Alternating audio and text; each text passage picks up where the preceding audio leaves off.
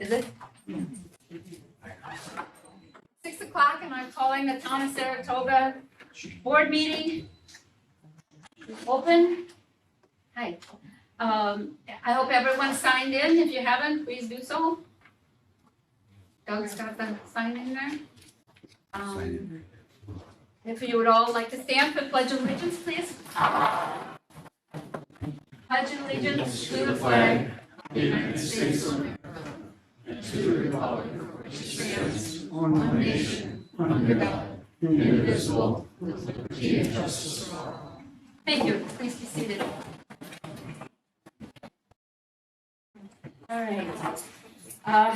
We're going to start off with item number 3, advertisement for vacancy of the Town of Saratoga zoning administrator.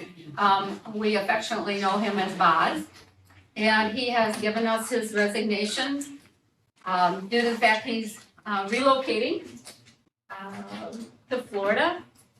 And I'm sad because I'm not going with him. I think he's going to have a really exciting time down there, and we wish him the best of luck. But in saying that, he will be leaving the 15th of July, so we need to find a replacement. Now, in the interim, I can handle that since I was your zoning administrator for 15 years. I think I can handle a couple months without a new guy here. So we're going to have to find someone to replace him, and we'd like to advertise for the vacancy. And I guess I need a motion for that. I'll make a motion to advertise for the zoning administrator position. I have a motion. Do I have a second, please? Second. I have a second by Josh. All those in favor? Aye. Aye. Those against? Motion carried. Okay. The only comment I Madam would, Chair, Yes, just out of curiosity, where do we advertise such things in this day and age when there's hardly any newspapers anymore? well, we will put it in the nearest newspaper we can. We will also put it on the bulletin board, our regular posting sites, and we'll put it on our Facebook page.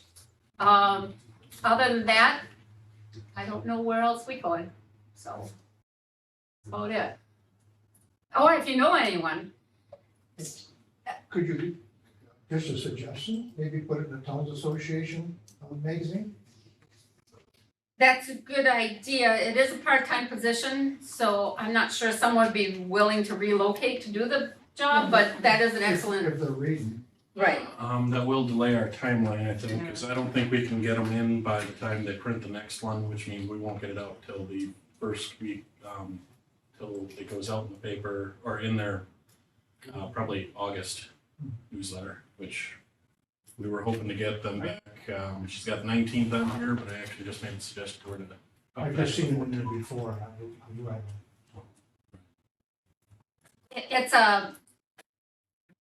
It's a position that if you can read our ordinances and interpret the state statutes and talk to the people at the county, you do good. A layman would be all right. Someone who isn't versed in this job would be fine as long as they're willing to learn. So it really could be any one of our citizens who would be willing to learn and is a little adventurous. So we'll put that advertisement out there and hopefully we'll get some feedback. I do know that we had 5 applicants when Boz applied, and one of them has expressed an interest because I called the ones that did apply and told them that we would be looking again and to please apply when we put the ad out. So I think we'll get some feedback. I think it'll be good. Who's the interested party that you talked to? I don't remember their names. In their file? It's fine. If you want, we can pull the file. Roger, you can take a look at it if you want. Okay, and then moving on, the discussion and possible implementation of future plans and expenditures for the town of Saratoga. A lot of you know that when we came in here, we have now the solar arrays, and we were expecting to get money from the solar farm. We were not aware that the new government, is it new, or is it holdover government, whatever, has also gave us, more funding, because there was a bill that was passed to give more aid to the towns, so that's giving us extra money.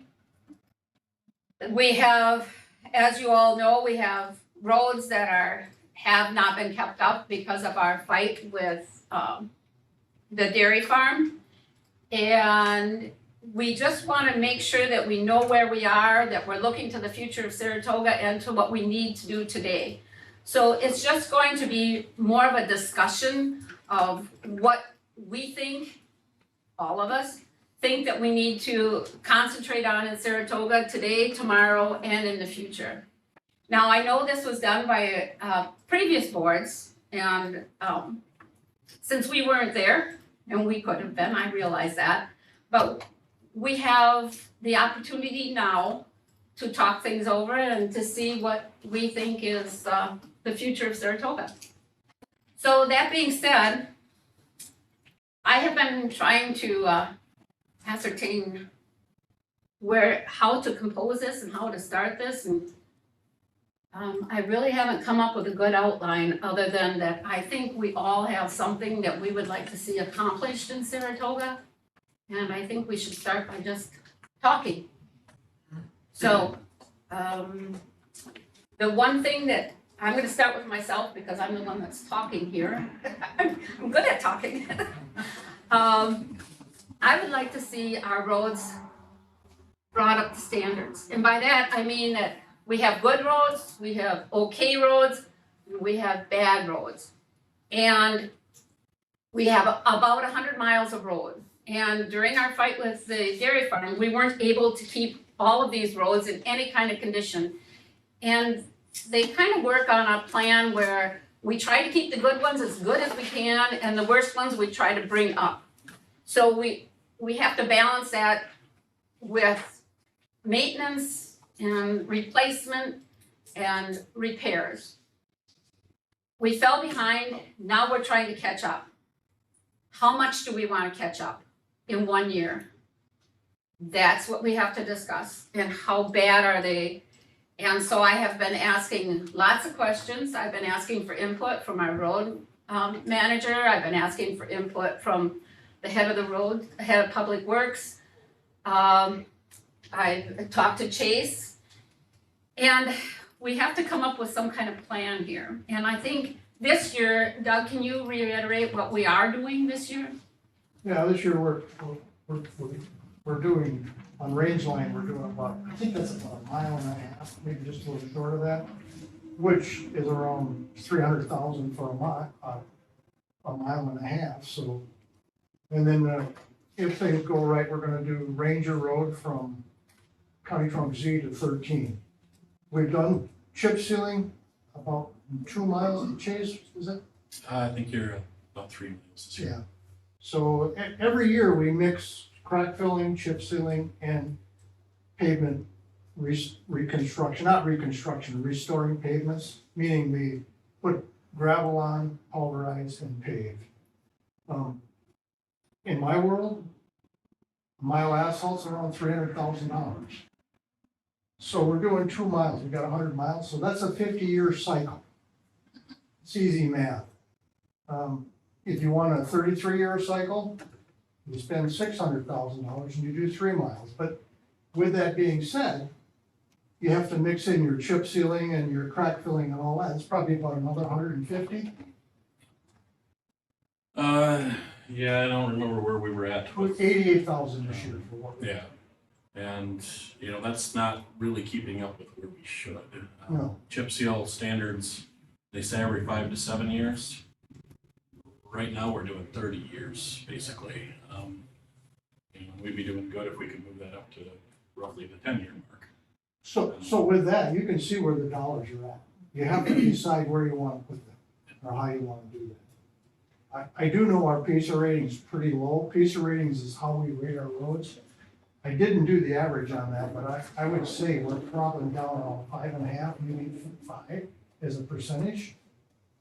Yeah. So, and you really want to be up somewhere around 6.5 to 7 as an average, meaning your roads are in pretty decent shape.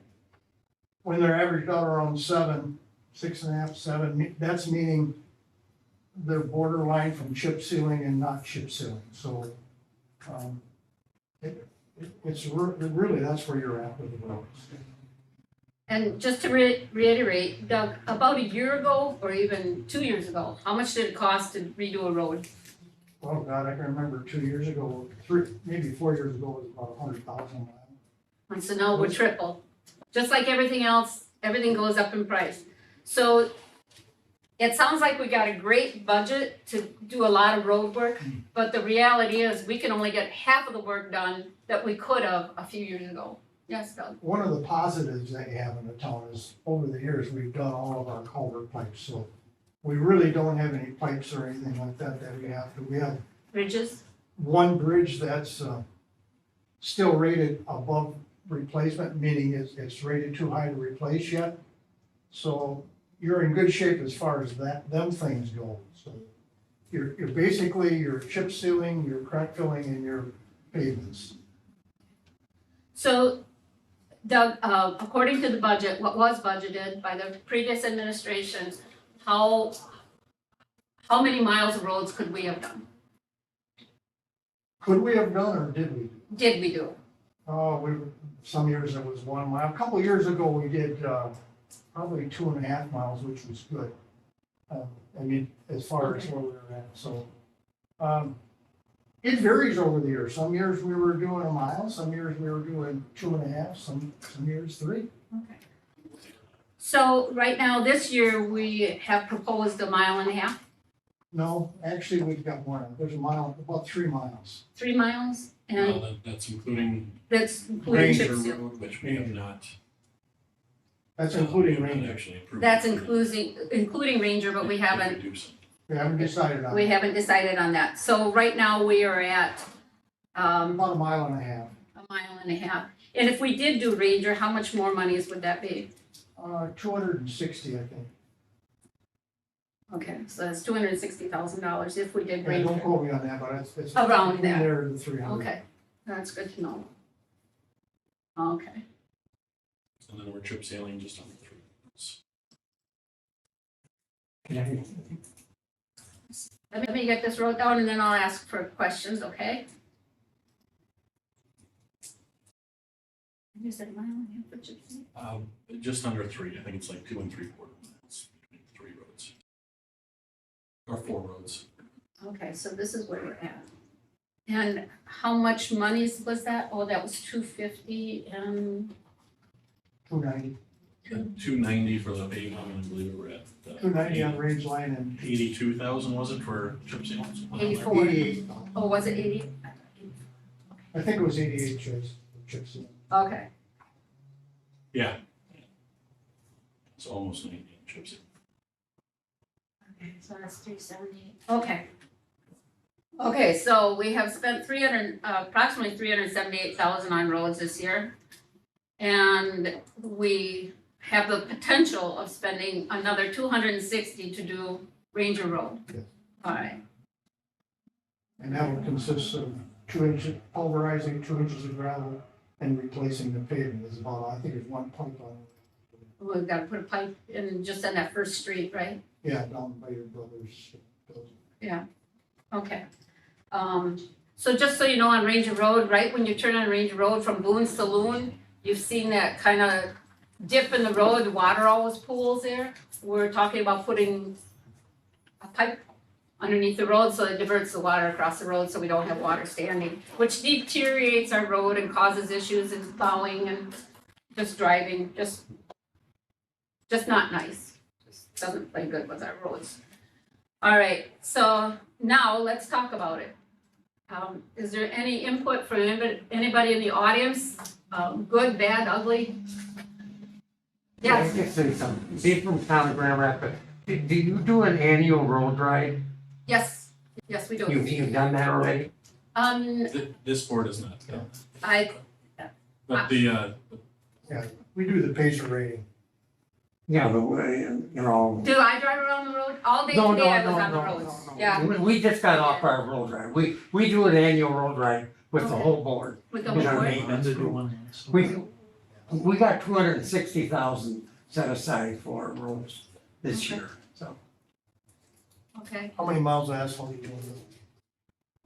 I think one. You're A lot of it's patchwork, you know, but there's a lot of grant money out there for yeah, roads. As you can A see, lot of grant. all towns are in the same shape we are. yeah, and we do have grant money in this. though I will say that historically, Grand Rapids, you guys have usually done about 2.5 miles of Yeah. paving and roughly 4 to 5 miles worth of chip seal and another about 8 miles worth of crack filling. So just, you're doing less because your money doesn't go as far, is that about right, Bill? Well, we have some ARPA money that we can use. Yeah. too. So we'll be doing that for a project. But we did roads that didn't need to be done through, you know, on like our 49th Street. Nobody lives on it. Anyways, I just think road rights are so important that Yeah. then the town board itself knows what's going on. I did ride around all afternoon, looking at roads, but, yeah, that's not all of us, but that is a good No. suggestion.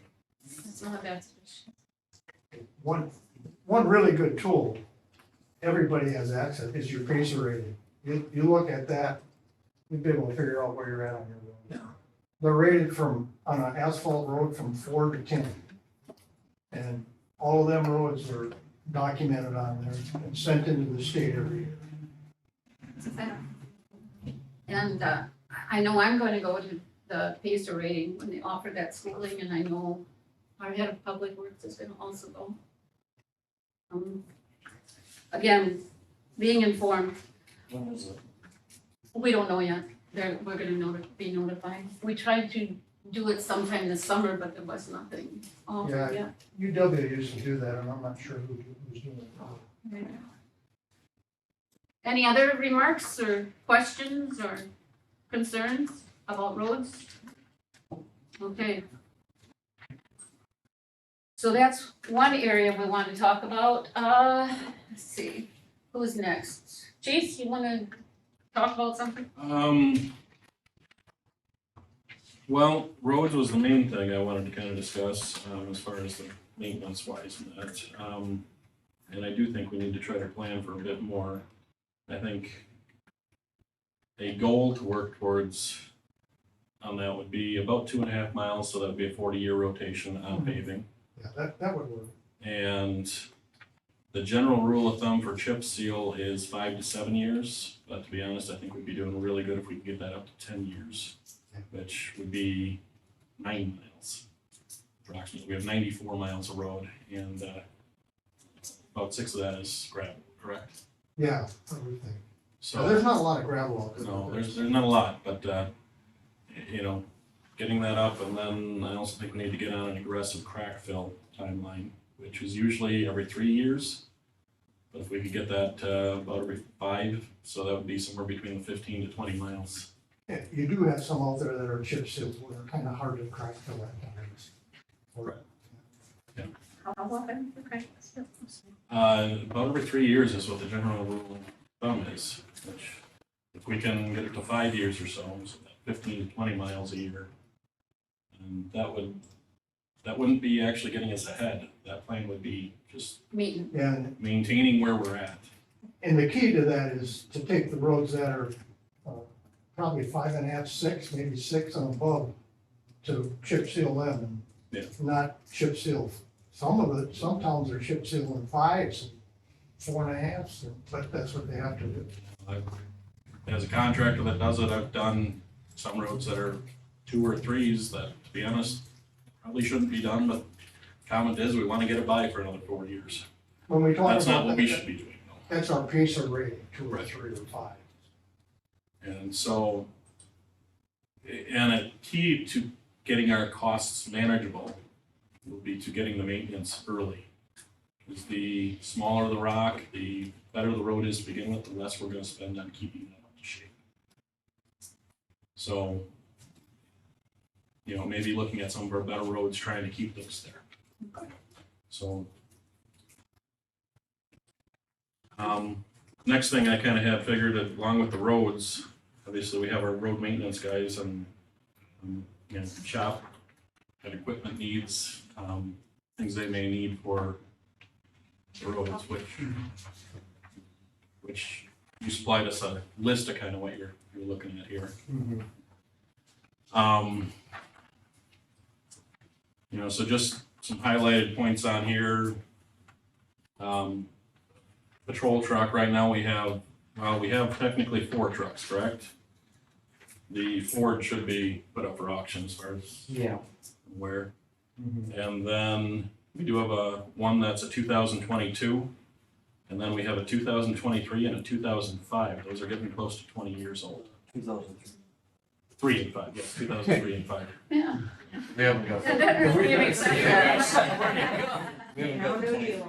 Yeah, 2003 and 2005. So, Those are patrol trucks? yes, those are getting close to 20 years old on that. So that's why, and anything we would decide this year, we're probably not gonna, Josh, do you know what the current walkout to getting a truck? The order is? Probably 2 years. 2 years. So anything we would decide this year, we're not gonna receive for 2 years. Could you explain what a patrol truck is? Patrol truck is your plow truck. So your tandem axle dump truck that's got a plow set up and you know, everything you need. So just from, you know, getting it from the manufacturer, and then we have to send it off to actually get outfitted in, so from like Monroe Trucking, they put on the box and the plow and all that. You know, we could be looking at up to 2.5 years before we receive that stuff. To get the cabin chassis that we would get through International, if we went that route, is about 16 months. So 16 months and then another 6 months added on to that to probably At least 6 months. get that, From Monroe to up to. So what about getting a new or used one? Is there such a thing? If you get a used one, you are gonna be looking at getting all their used problems. And these trucks are beaten up and abused. And, And we have a lot of miles of road, so I suppose, yeah. you know, it's, No, they don't have a lot of miles on them, well, they don't have a lot of miles. It's, under 100. The 03 and 05, I believe are just over 100 now. but the sitting doesn't do much good for them. They're always in salty conditions. They're always pushing snow, so that's hard on them. I don't think that's something we wanna look at necessarily going a used route. Okay, so if we would order one of these, do you pay up front? Pay when it comes in, and do you pay what the price is when it comes in, Well, or do you get When locked the in? prices first started to go up and they had problems getting a hold of them, they were allowing people to pay up front. But I think last I had heard, they were not even giving actual prices. It was more, you order them and you pay the prices what they are when they come in, correct? I believe so, yeah. I believe we put our, whoever orders the truck puts money down, reserve the order. I think it's the pricing. But you don't even know what you're gonna pay. Right. Exactly. They'll give you an estimate, but it's not. And just to let everybody know out there, Josh actually works for Midstate Trucks, so he's pretty knowledgeable about trucks and the cost and all this kind of stuff. And between the chassis and all the additions, you're looking at about $300,000, maybe $350,000. You know, especially if you upgrade to stainless steel boxes and stuff like that, which, to be honest, are needed otherwise they rust out, so. What is the life of one of these? Our current ones that aren't in very good shape are almost 20 years old, so I'd say technically we should be trying to replace those at like 15 years.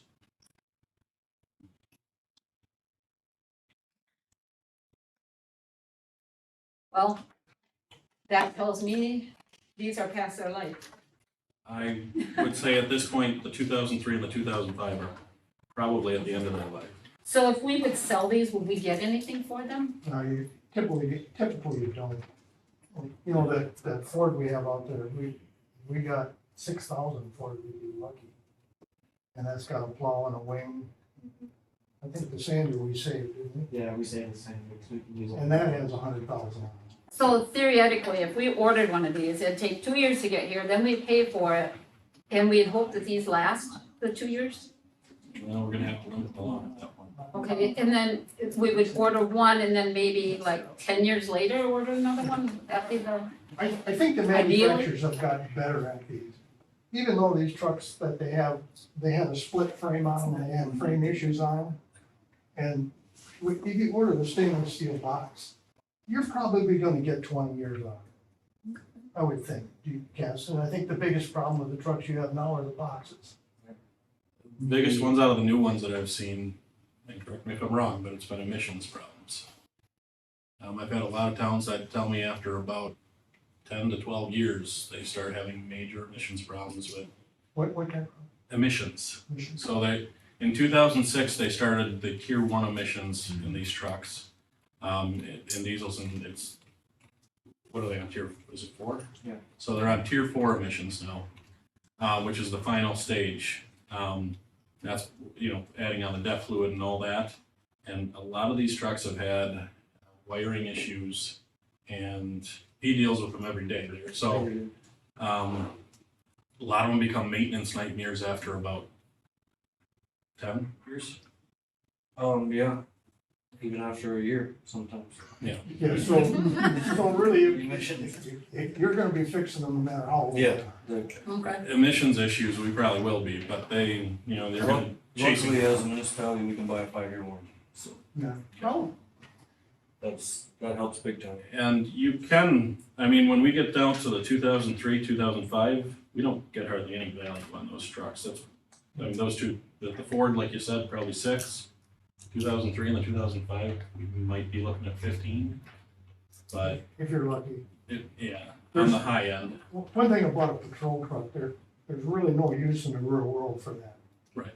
It's too small, it's not a tandem, it's not a triaxle, it's just too small for the real world to use. We just use it as a patrol It's either truck. too small or it's too big. If somebody gets something that size, they don't want a CDL. No. And so it has no, like you said, real world value. So a lot of times they end up on cranberry marshes hauling sand. That's about it. So this is something we should probably put on a capital outlay? I mean, maybe, and, consider in the next few years, or? Well, we might want to consider ordering something by the end of the year as far as at least one.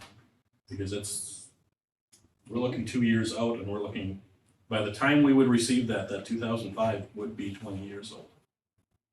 I think you've got a good spec for one right now, Josh, don't you think? Yeah, the 22. Is there anything on that you would change if you had spec a little differently? The biggest things that I would probably change is just the controls for the bow, wing, and underbody. That's through Monroe. The other thing I would add to Truck it is, itself good. we've had a few ice storms in the past. We've been lucky the last few years, but I think auto chains would be a good addition. Yeah. And Do you find yourself running on a traction a lot? Yeah, this winter especially, driving backwards quite a bit. that auto chains would Hills. prevent them from having to put chains on, and they can use it when needed. Anybody else on the board have any questions? Ask him about, need a truck or? So where's the 2022 at? That's in the shop. In your shop, not being worked on by, Oh, no, yeah, our. okay. Yes. In the shop to me means it's being worked on. That one is public so Nothing far. wrong with it. Not yet. Okay. Yeah. So we have a 2022 patrol truck, Yes, and that was the one that was just received. Yes.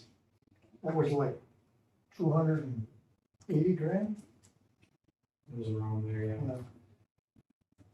yeah, they have gone up since last year's. 300, probably a little more. One other thing I would change is the head unit, had Bluetooth to the phone, hands-free calling. Yeah. As much as we take calls on the road, it's difficult using your phone and plowing. Okay. Driving on your phone? Plowing. And then you know, we got three, we do have a third guy for relief that comes in occasionally, right? And so, I mean, we should be looking at shortly after, probably replacing that other truck as well.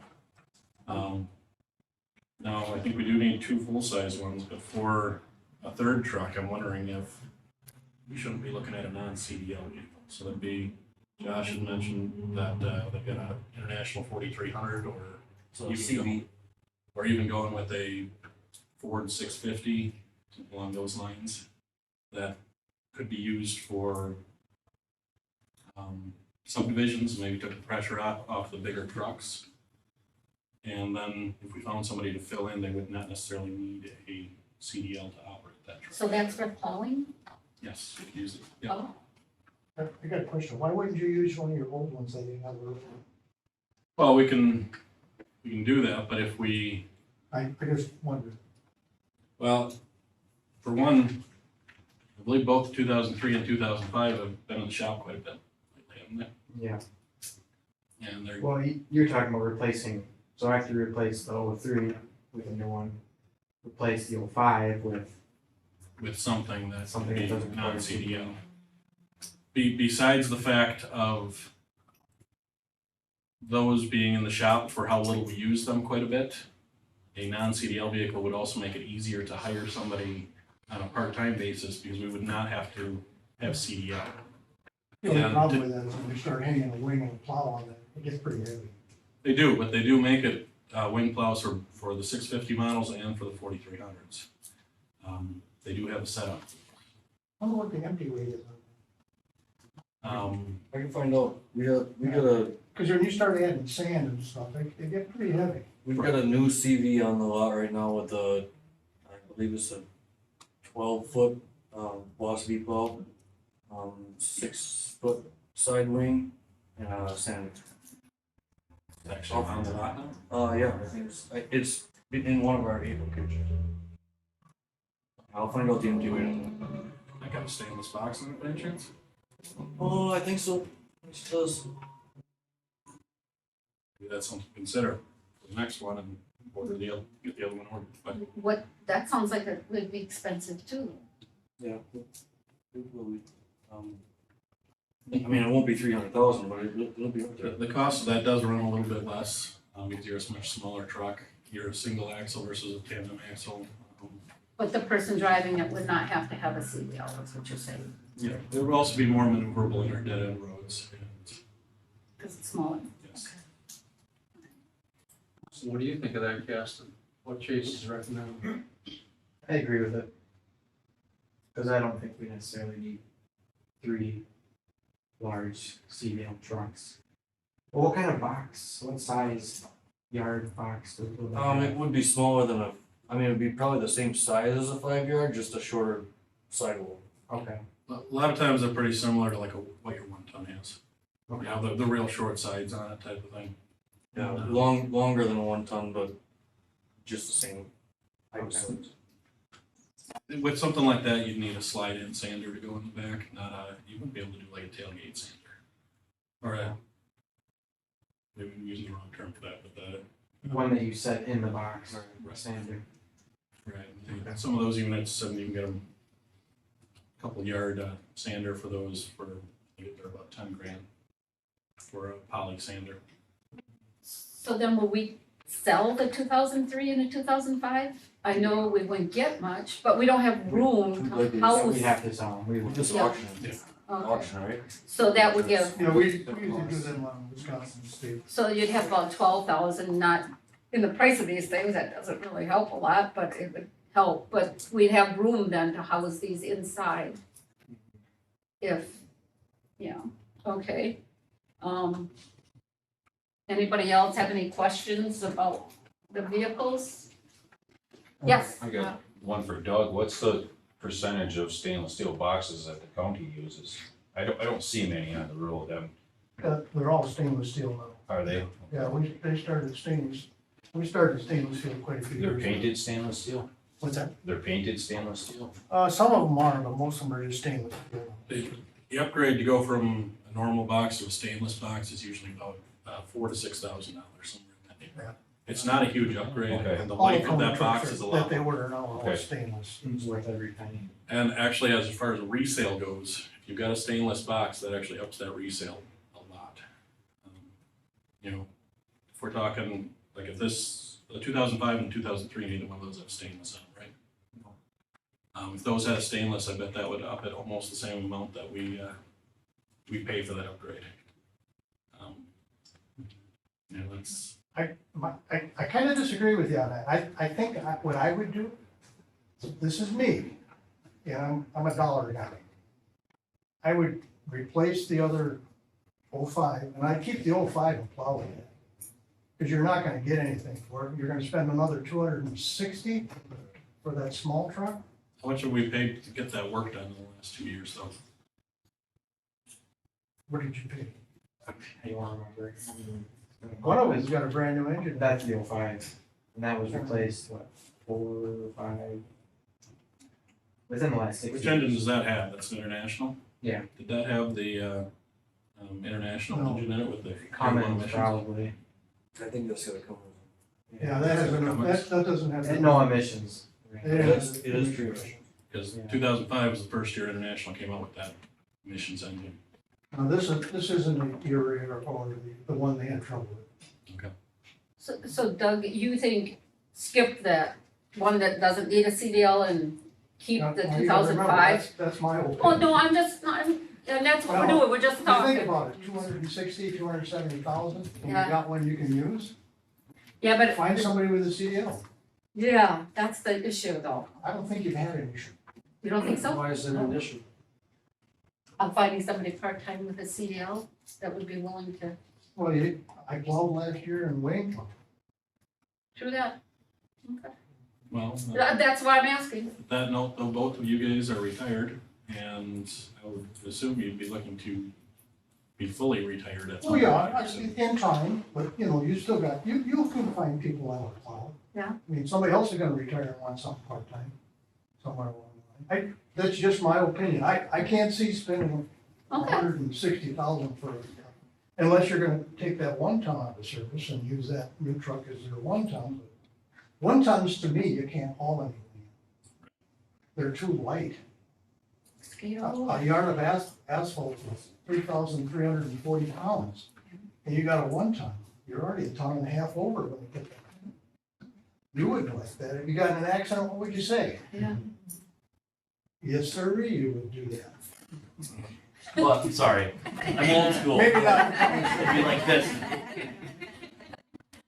Well noted, that is a good. I've been around that stuff. I Yeah, kind of.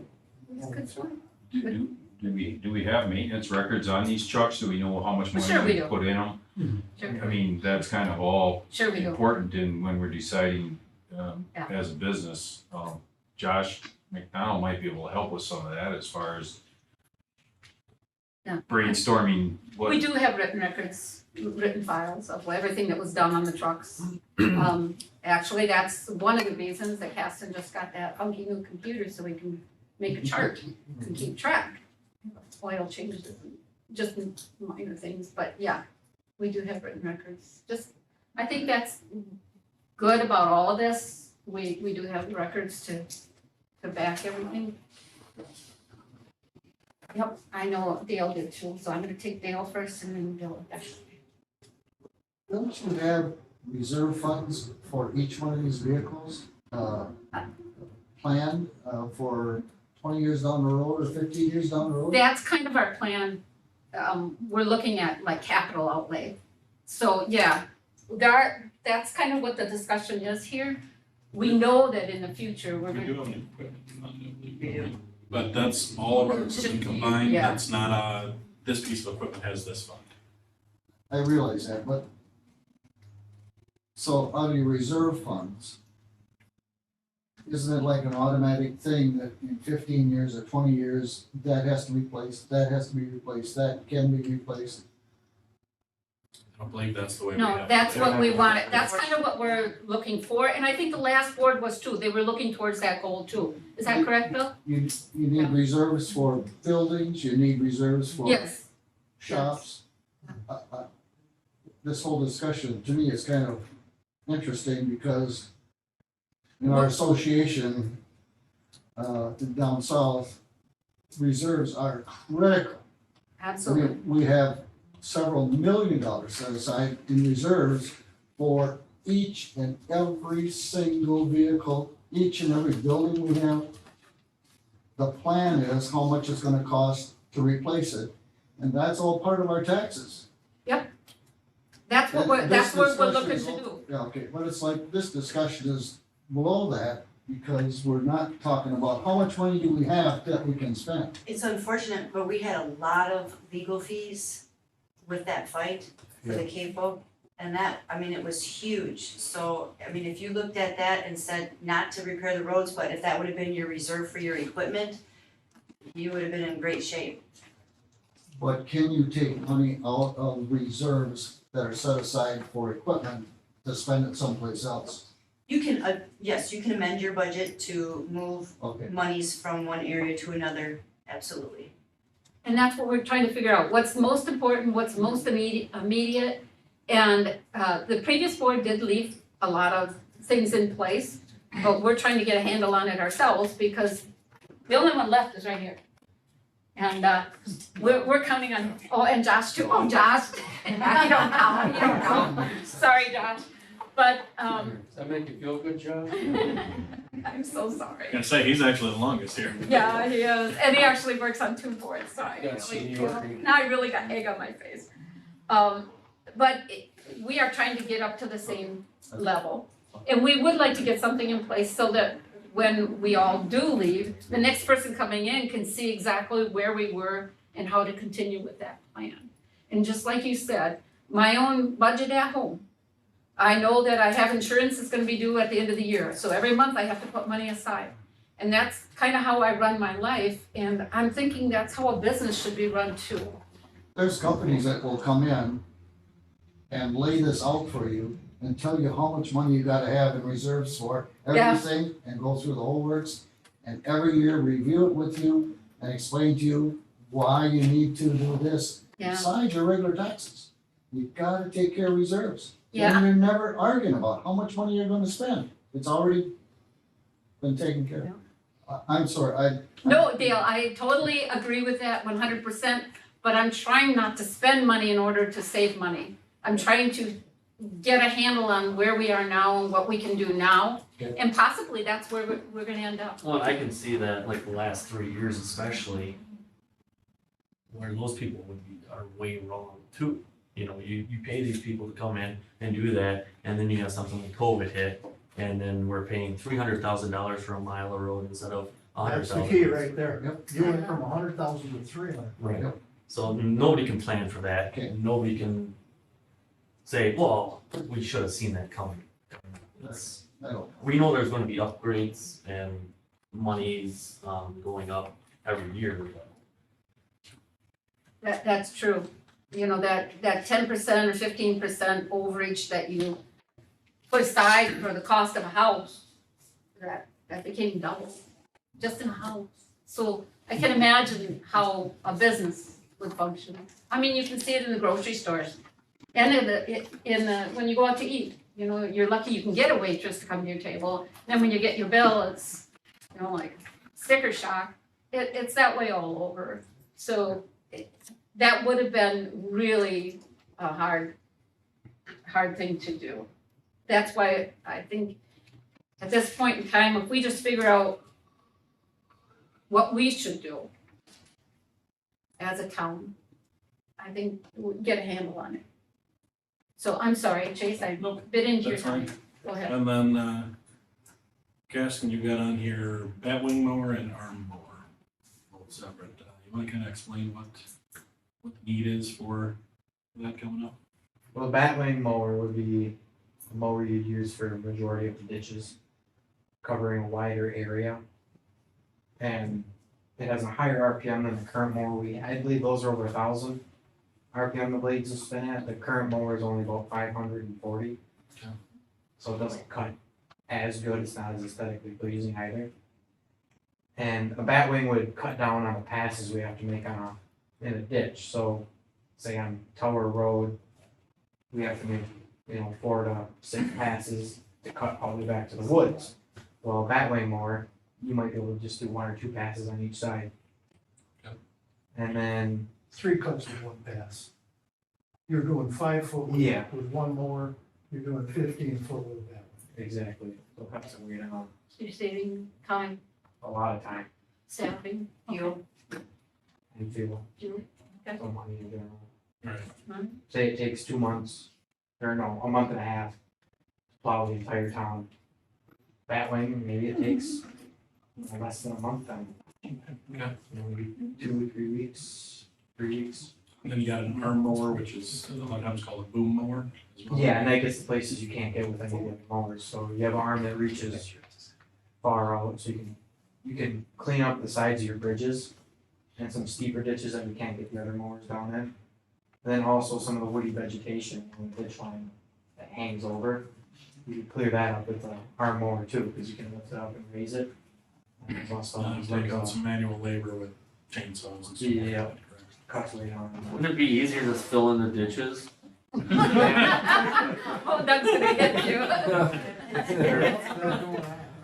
Yeah, I'm a somewhat related question, if somebody can answer this for me.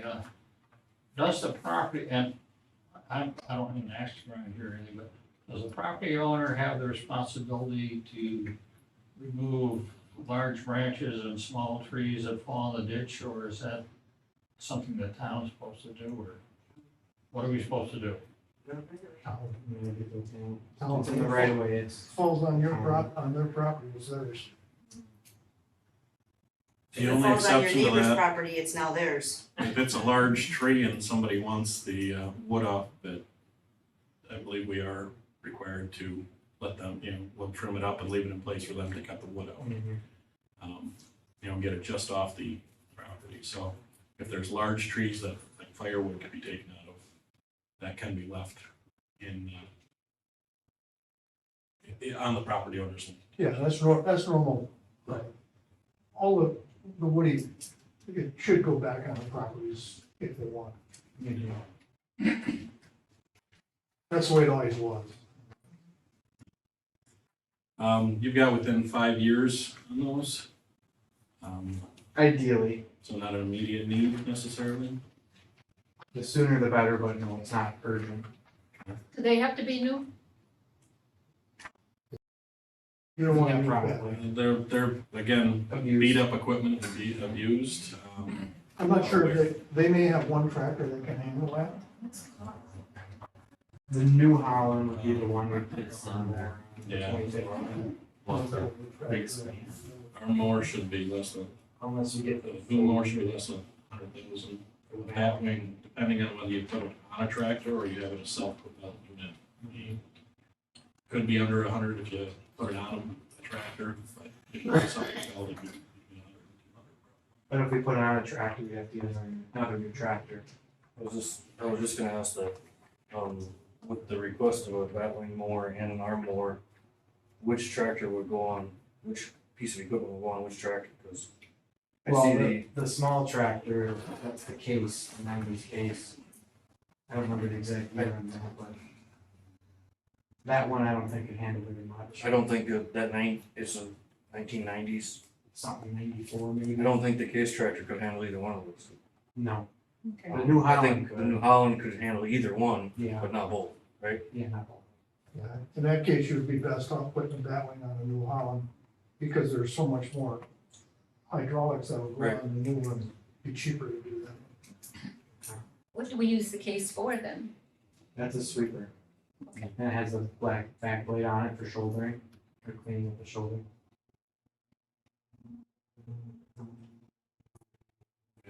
Next items you have on here kind of go together a little bit, salt shed and road patch bay. You want to explain the need for salt shed? So the salt shed, currently, it's shared with sand and salt stored in one shed. It's 2 bays, one each side. One side sand, one side salt.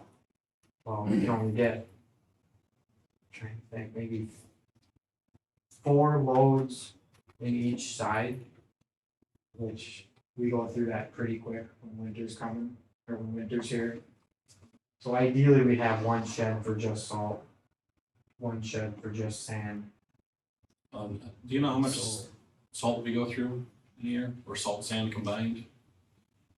150 tons of salt. Yeah, 150 tons of salt and sand is quite a bit more than that. Because the majority of our salt is sand.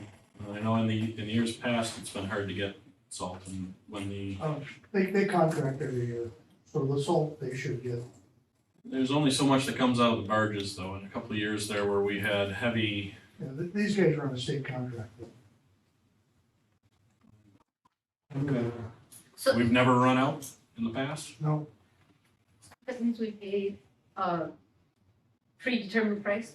yeah. That's a contract? State negotiates that price in the summertime, and these guys sign up for that. He has to fill out a salt form every year to order, and we've always got what we want.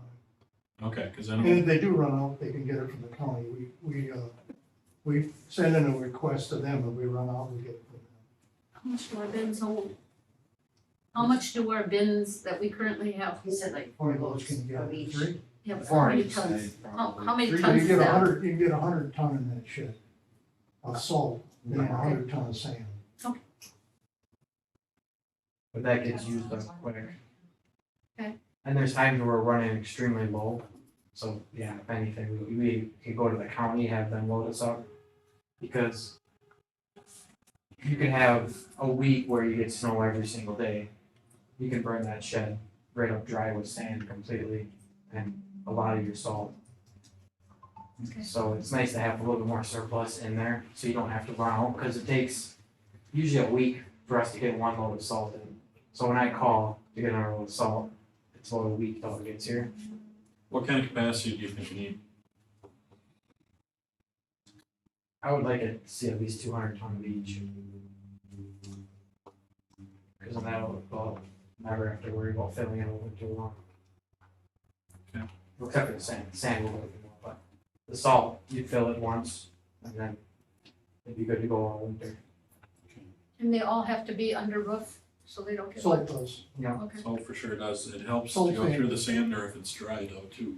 Yeah, the sand you do want to cover, because it's difficult when it's wet, it plugs up your augers and your spinners, Or froze, so, got it.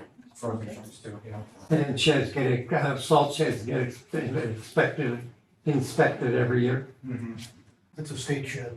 Yeah, I know. A lot of communities have gone with our fabric hoop buildings for Oh, those, with the concrete, which can cut down on the cost a little bit. They're still not cheap, but they're oh, yeah, I've seen less it. expensive The than, plastic or the vinyl ones. and the vinyl seems to last pretty good on those. How long will it rest? For those?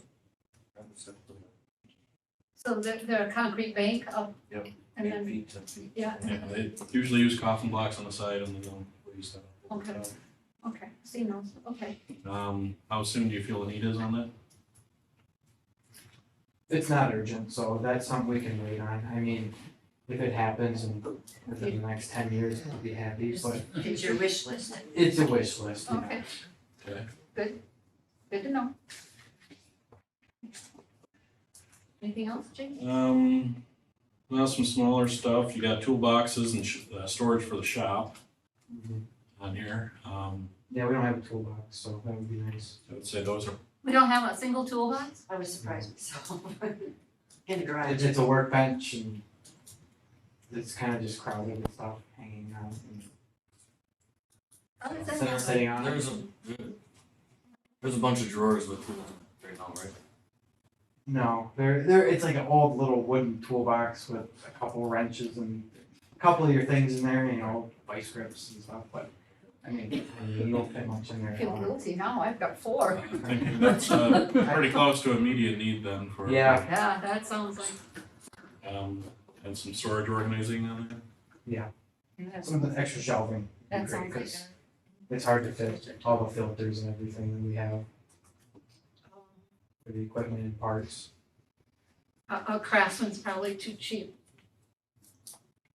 Well, I think Craftsman's cheapest, we should go if anything. Well, I got a Craftsman, I would give it to you.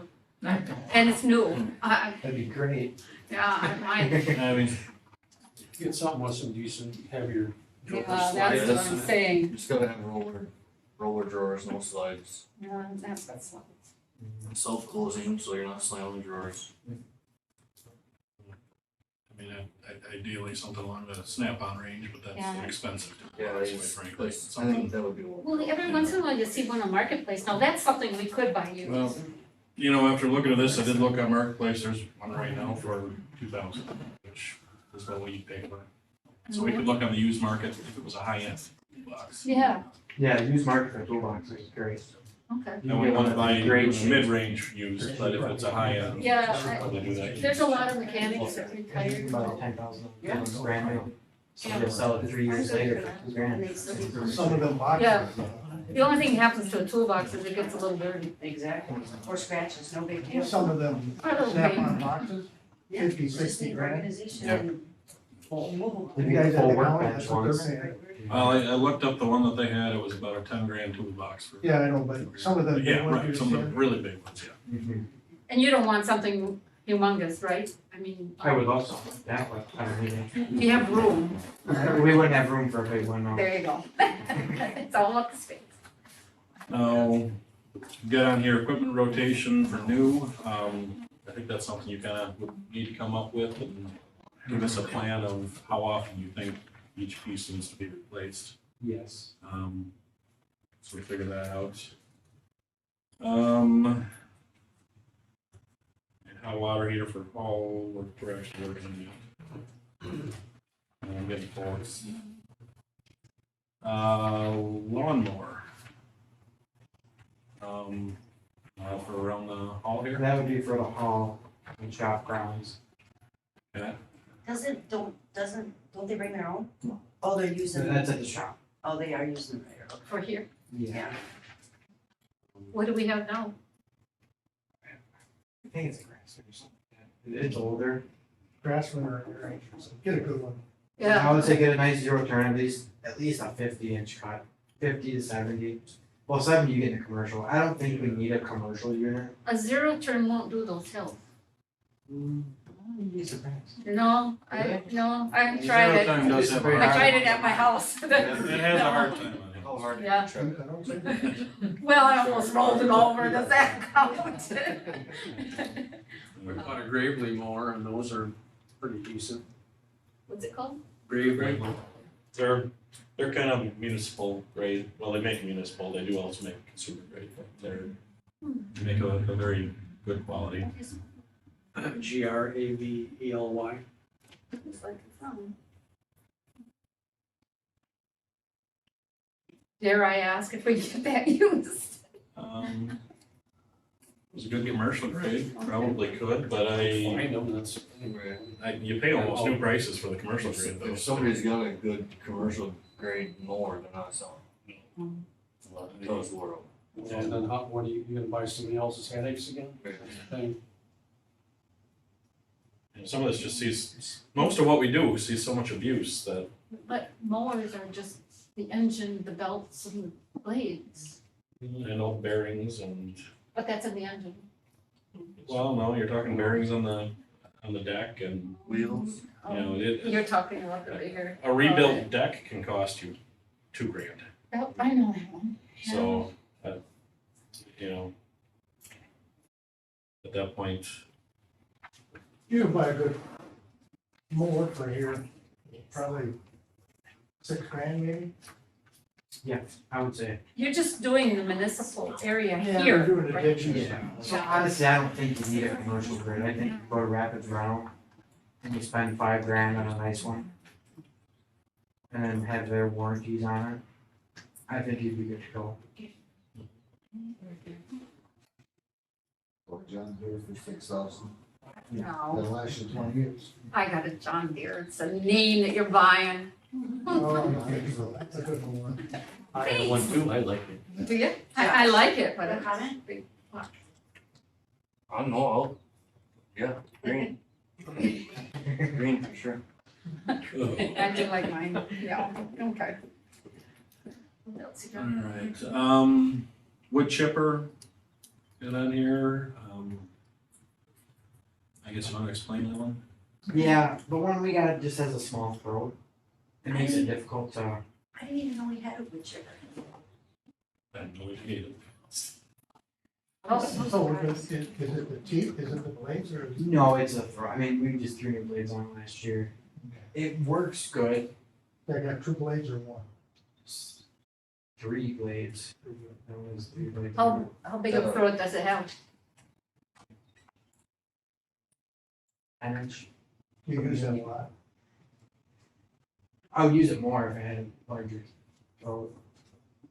But the problem is with a small throat is anything that's not just pine, Or do you're you- fighting it so much. Sure. Or you're chopping it into such, you're chopping it into such a straight line. You gotta limb a branch. You Yeah, do. that's, It's- yeah, that's a. Yeah, it's more work than it needs to be. So I got a feeder on it, a hydraulic feeder or no? Yeah, it does. But it doesn't do much, yeah. The stick will go in so far once the branch is cut, you just spin on the branch and shave it down. You gotta pull it out and I would try jamming it in repeatedly to cut it down. Right. How soon you think that's for need? That's a lot. That's a wand, yeah, we don't need it. But it does help to have it. It'll make things easier and we'll use it more often. Alright. Then you got road maintainer on here. How many how many miles of gravel road would you estimate we have? Less than 3 between Joslin's driveway and then the county line and that. County line is 2 and John line is 1. Yeah, so about 3. About 3 miles? Okay. Currently, we use the underbodies on the trucks and Okay. those do a pretty good job. Yeah, these guys are pretty handy with the underbody. Okay. The road maintainer would be nice, so that's just a pull behind. Yeah, I've seen it in other communities. They do work rather nice. For only 3 miles. That might be another one, I think. Yeah. Yeah, that's one of the things, in my mind, that's one of the things, when you get to the point when they can't do it, hire somebody to have them come and do it. Right. Then you're done with it. They don't have to maintain the machine or anything. Right. Yeah. Next 2 things would be mastic machine and a hot box. Would be for road maintenance wise, correct? Mastic machine for crack filling. Crack You filling. could get away with using 2 people. Yep, and then that would be some crack filling and doing the bumps on. Yeah, Cross a lot of crack rounds, bumps, right? Yeah. So, yeah, a mastic machine, that's, it's kind of like crack filling material, it's got rock in with it. When you're going down the road and you feel the thumps from the cross crack bumps, it can take those out pretty effectively. And we have quite a few of And those. that would be a machine that you guys could use with the 2 of you, and get an effective job done. What do you And- use now?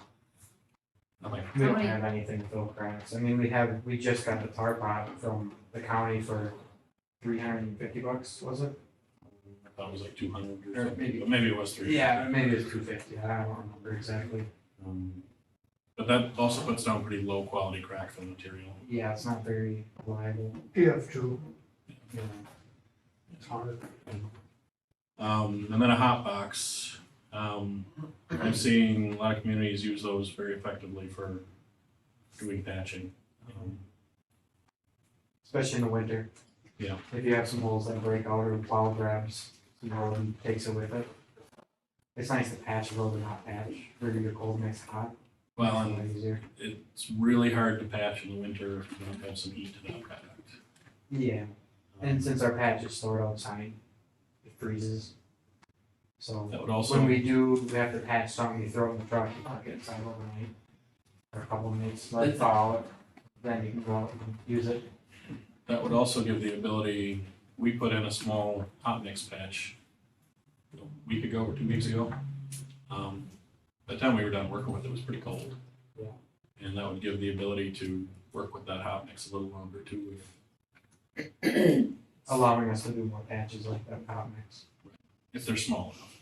Yes. So what you do is you take a hole and you take that hot mix and you put it in there and then you pack it down? Mhm. And that's basically it? And a lot of times it's Well, cold mix you're using. Yeah, we're using cold mix, but you want the cold mix hot. It's called a cold mix because it doesn't need to be hot to use it, but it can't be, you Can't be know, ice. 0 degrees, yeah. But you can use it in the winter too? You can, you have to warm it up first. Okay. In the summer, like right now, I can just go grab it and use it. And that's something that we can do? Yes. That's something we do sometimes. And those Okay. two pieces of machinery would be fine. I think both of those we could probably find used. In fact, I know where we can find one of the master pots used right now. Hot boxes are a little harder to come by, but I don't know that those would have to be new as long as they were in good shape. Yeah. Mastic machine is used in good shape, you're talking 20,000. So without all of that, Well, I know where I can get one for 20. doing good. New, they're about 70,000, so that's significant savings over what a new machine would be. Would that save us from hiring somebody to do it, or is that something that we just do? Well, that's what Farner just put on their bid. That was that extra $4,500 or whatever that they put on the bottom to level up the, do you remember the wording he put on there? I call them cross-track dips, but I think he had a little different wording, but that amount underneath that was only for leveling up those dips. So yes, it's something we could go out and prep our roads ahead of time and save the cost of the contractor doing that. But also, we've got a lot of roads that are, other than those dips, are not in terrible shape. We could bring those back up to standards a little better. So my question, I'm gonna be the devil here. Yeah. My question is people, how do you get the people to do all that? What do you mean get the people? Well, Our road crew? I mean, he's busy now, Right. so when you go out, usually when you go out with a master machine, you got a signing operation behind it. Right. Yeah. So where do you find all of that? I'm just asking.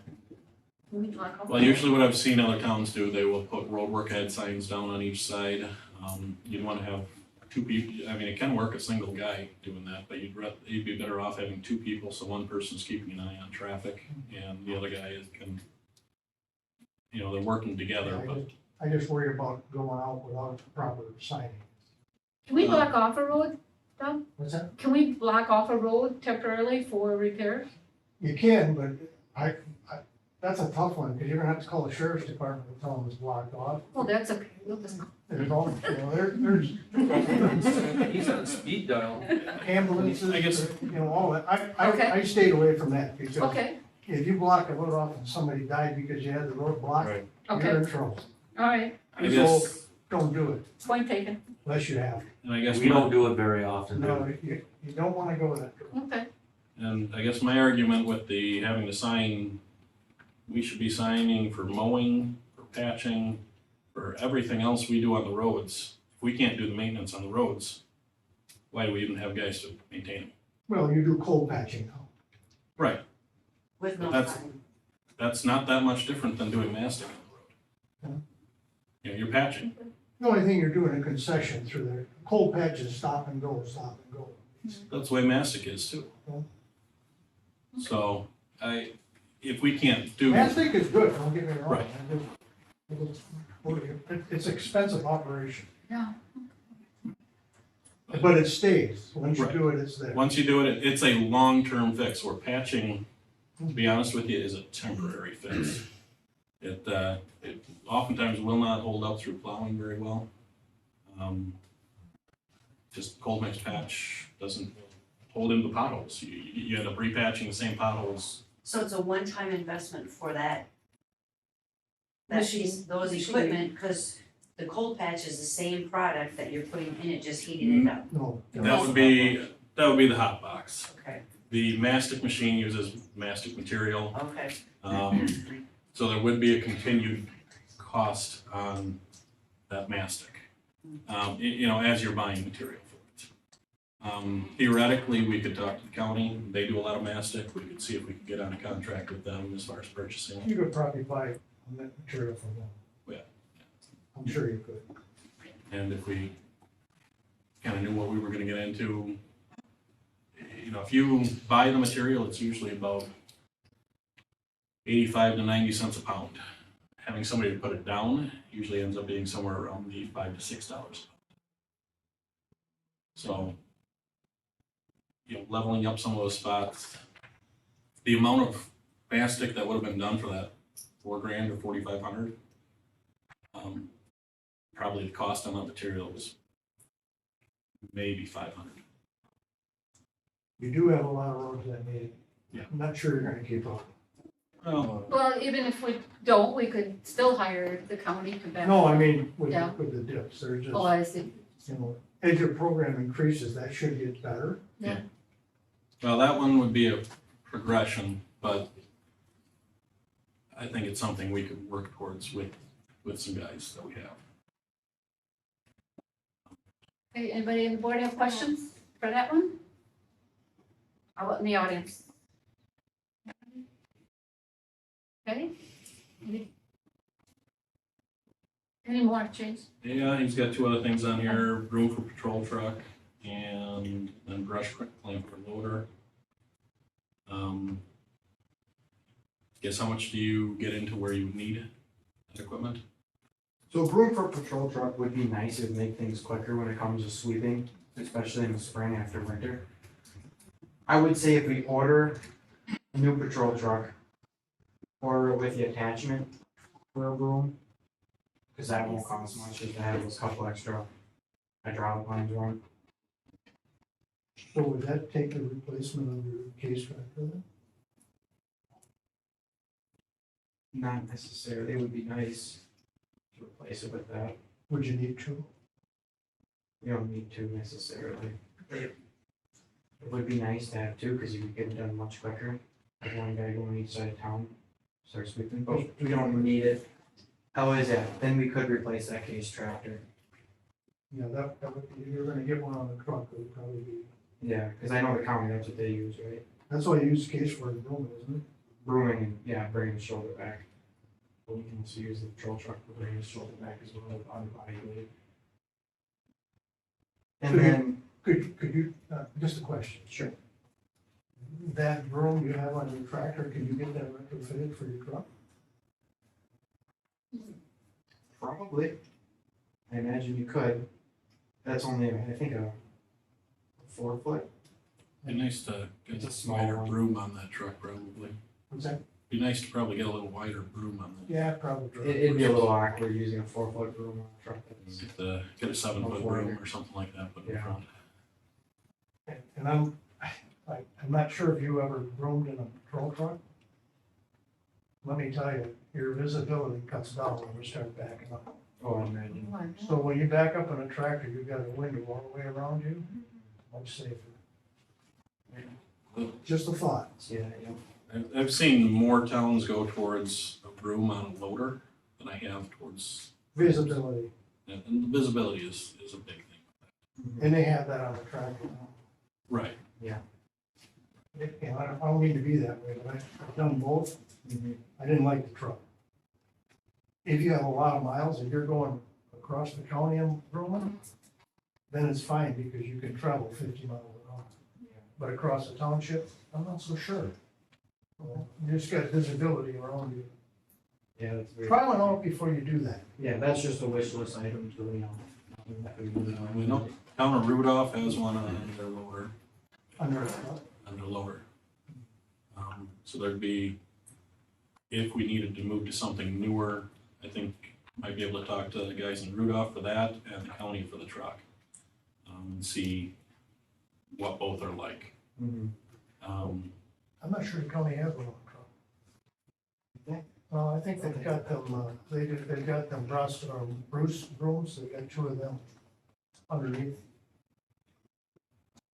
Rosie? Do they ever rent ones? Yeah, like you guys have them too. Would they rent it? Have they? Cause I feel like I've seen the county. A lot of counties do have front-mounted They do. trucks, but I don't know that, I don't know what Wood County uses, because I know they do have a couple You of know, Rosies, but and like I said, for them, it may make sense because they're running 40, 50 miles from one spot to the other. We're not. I just worry about, and the reason I say that is because I've operated them And you really, when you've got a girl on the front of a patrol truck, you got so many blind spots behind you. Just be careful of that. Yeah, that's very fair. What percentage of the roads do you usually end up grouping? Do you hit them all? Do you get the Every single intersection. So all the All the intersections? Yeah. Cul-de-sacs, okay. Spring of the year, you got all that sand. Yeah. And you start getting motorcycles. Especially with a winter like we just had with all the ice. You have Yeah. more sand on the roadways and just, you mainly do the intersections, the rest will blow off with traffic. And some of your curves and hills will sweep off as well. Okay. But yeah, it's mostly just intersections, curves and hills that we sweep. And I And then- think, on all those, to be honest, I think that visibility thing would be something to really consider. Yeah, I agree with that. If you felt we needed to go with something newer, which I understand ours has had issues and it's, that, personally, I think the loader option would be the better option. The loader kind of worries me though, because you're doing a lot of wear and tear on those tires then, turning these intersections. And those tires aren't cheap. It's true. I think the tractor, if you redid that or got a new bigger road, I think you'd be good, wouldn't you? I think so, yeah. We're just waiting on the transmission to get fixed yet at the county. On the tractor? Tractor to go. It's been there for the last month. Yeah.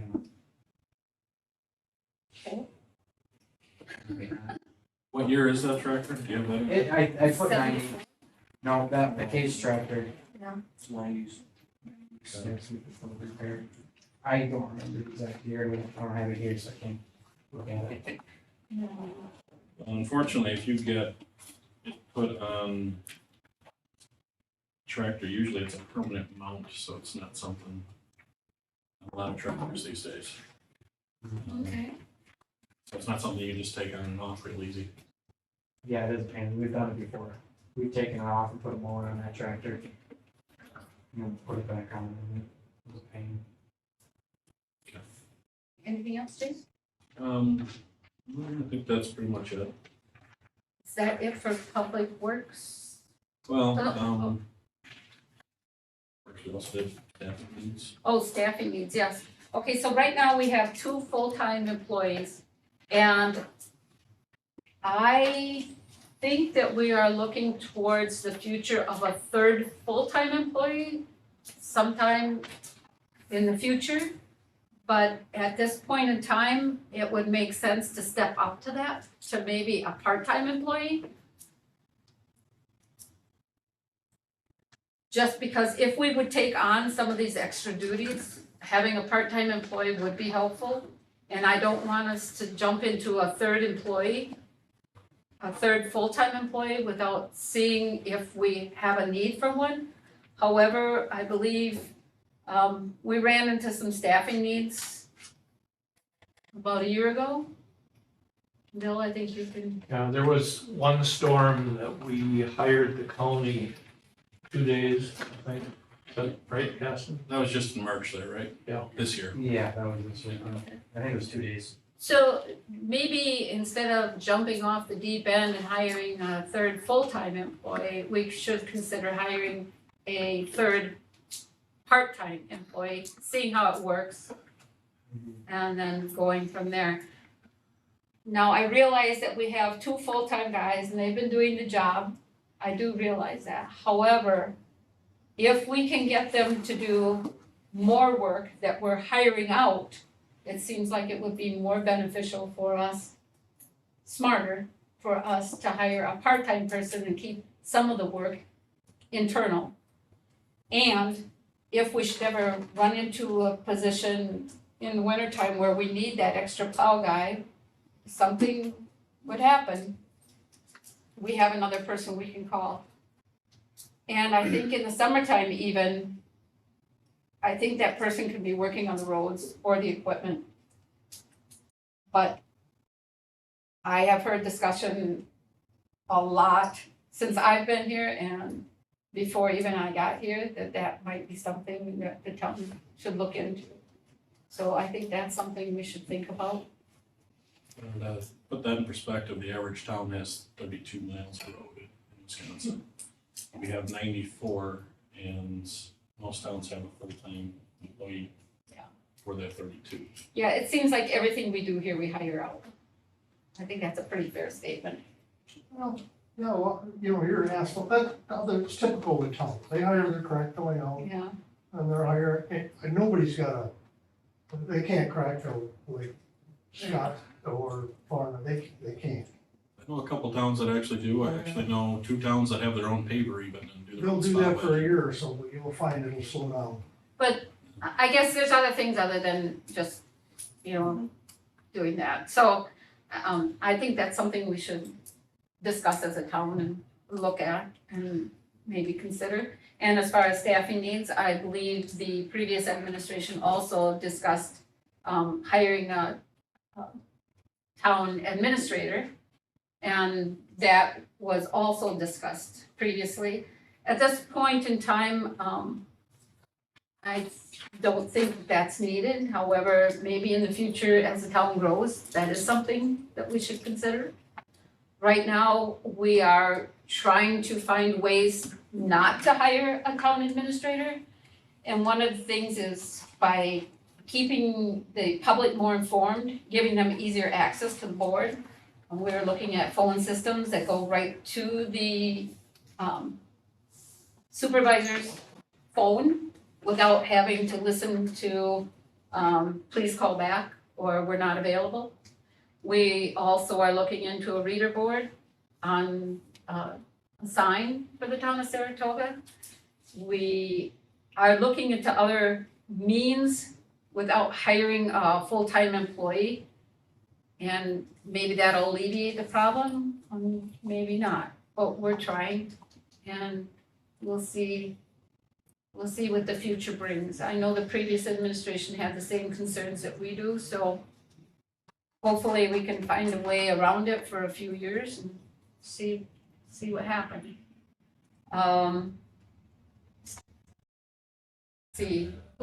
Roger, let's go with you next. You got a list? Well, next couple of years, we had talked about in the town hall, and we'd have to do something with that one roof where the addition was put on the hallway to the EMS, right, Doug? When we talked to Michael's Roofing, he said probably 5 years at the most. Okay. Then at that time, we'd wanna do some fascia work and maybe redo the rain gutters on it. Parking lot, one of the things that we had discussed with the PTF committee was possibly crack sealing, painting the lines. I actually had somebody come and look at that this last week. Okay. Came in under $20,000. Didn't give me the exact quote yet, but we'd be looking at under 20 to do that, and that would include 20 heat patches out there. Level up some of the spots where it's dipped down in front of the walkway. Also getting some of the spots in the back. Crack filling, putting a sealer on the parking lot, and then restriping with 2-color on the handicap accessible, and then also putting the helicopter circle in white. Signage? Oh, that did not include the signs, but he did also mention that none of our handicap accessible signs are up to state code. So we should probably look at replacing those as well. But I can, if that's something we wanna look at, I can look at getting a second quote so we can discuss that on So all the signs are not up to spec? Right. You said that the new ones on the building, they don't have the verbiage that are needed for state or federal. The ones on the hall have some of the verbiage, but they're still not up to the current specifications of what they need to be. So he did say that none of the signs are up to spec. So that's something we need to look at as well. On top of that quote. The patches, the crack filling, the sealer, and the striping. And there's very few companies that can do all 4 of those processes. I do know of 2, so we can get 2 competing bids. Quotes, I guess. We don't actually, at that dollar amount, we don't need to bid it out. We don't need to bid it out, but But we should get a couple quotes just to make sure. I want to do that. Good. Just keep the public. But if you guys want, I'll get that second quote and we can try to get that up for. So let me ask you a question, you think seal coating the whole parking lot would be needed, because I've heard that sometimes that's just for aesthetics. The seal coating depends on the product. He would be using a coal tar sealer, which lasts quite a bit longer. You know, the specifications are much better than the emulsified parking lot sealers. It's starting to ravel out there and starting to show some age. I wouldn't want to see it striped without getting a seal on there. And to be honest, I don't like seeing chip seal on a parking lot, period. If we want to do it right, And you guys know it best. you know, as a chip seal guy, I'm gonna tell you, I don't think it's proper application. Just not enough traffic to get it back in. Well, you're always gonna deal with loose rock, Always the trying. asphalt that you're dealing with chip seal. And when the it's often up helicopter on a hot lands. day. Well, you're struggling when they turn their tires. Yeah. and stuff. I wouldn't advise chip seal in there. Is that hot paint in there, or what kind of paint do you use? Just latex. Be nice if you could get like a epoxy or something on there, so you don't have to. The only thing I found with the epoxy, when you start plowing that up, you start peeling the pavement from underneath it up too. It It almost sticks. sticks too well. if it were me, I'd rather just use not Latex? epoxy, but latex, and then look in 3 years to repaint probably. 3, 4 years. Do we do any kind of effervescence with any of these? He did not have glass beads put on him. All that is Gladstone in the paint. Right. But I know I have gotten, I use this, the guy I got quotes from, I use him as a subcontractor. And I know that doubles the price on the painting if you use that. Forget that. And to be honest, most of the time, those beads will be off after the first plowing. So it's really not gonna stay shiny for long term. He said that when I asked him about it, just for the ring on the helicopter, he said, well, rather than doing that, why don't we paint that in a bright white so that stands out from that aspect instead. So Do you consider that immediate or future? I think that's pretty immediate. I'd like to see that done this year, because you can't even see where to park out there right now. That's one of the discussions we had last year to try and Okay, get that done this year. okay. So we really should. I mean, I can have 2 quotes by the first meeting of July, and I'd like to see if you guys are all right with that. Okay. Okay. I'll get those here then. Anything else? Yeah, so one of the other discussions we had that Lorelei mentioned is, for lack of better words, expediting a decision on a sign for the front of our admin building here. Get moving on that.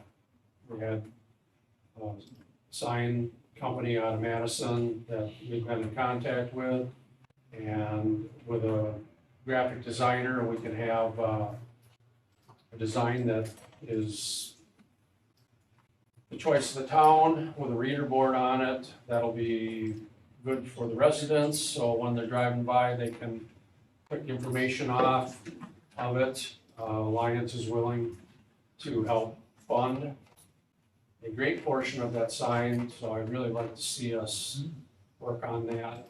We probably are gonna have to, depending on our plan, come up with some money out of the town, maybe not, but we should really get working on this more soon. I think that's something we could probably use ARPA funds for some of that.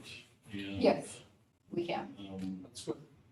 So we could use that, and I would say the biggest complaint over the past several years from residents has been communication. That's a big goal. I agree. So A lot of boards are talking about a sign. I know it's it's quite an expensive endeavor. We're not talking 5,000, 10,000, 15 even, we're talking triple that, just to let the public know. It's not cheap, but it's a Now, one, Alliant is willing to put some in towards that. yes. Alliant will give us 15? Bill had worked with, Bill Lightenham had worked with Alliant before, Yes. and they're willing to put 15,000 towards the sign. I believe that was only if I had a reader board. Yes. Right, and they wanna be identified as, you know, a donor, and it's set up so that any of the ladies or gentlemen can program it from within the town hall. You know, you change it every day, you You know, you change it as often as you want. Probably have to put it right out in front of the town admin building here, we're gonna have to take down the tree, which is no big deal, it's growing through the fence anyway. And it would really help the town's residents to be able to, we can communicate really better. So that being said, that's something we should be putting out for bids here. Well, shortly. I would like to bring Gordy in on this because he was part of us. So Gordy, is there something you'd like to say about this sign?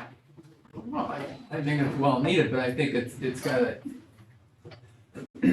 I think it should be part of an overall identity for the town. Obviously, the main money is stuck here. And possibly down the road, you know, like Rome did, we got some of those other entrance and signs.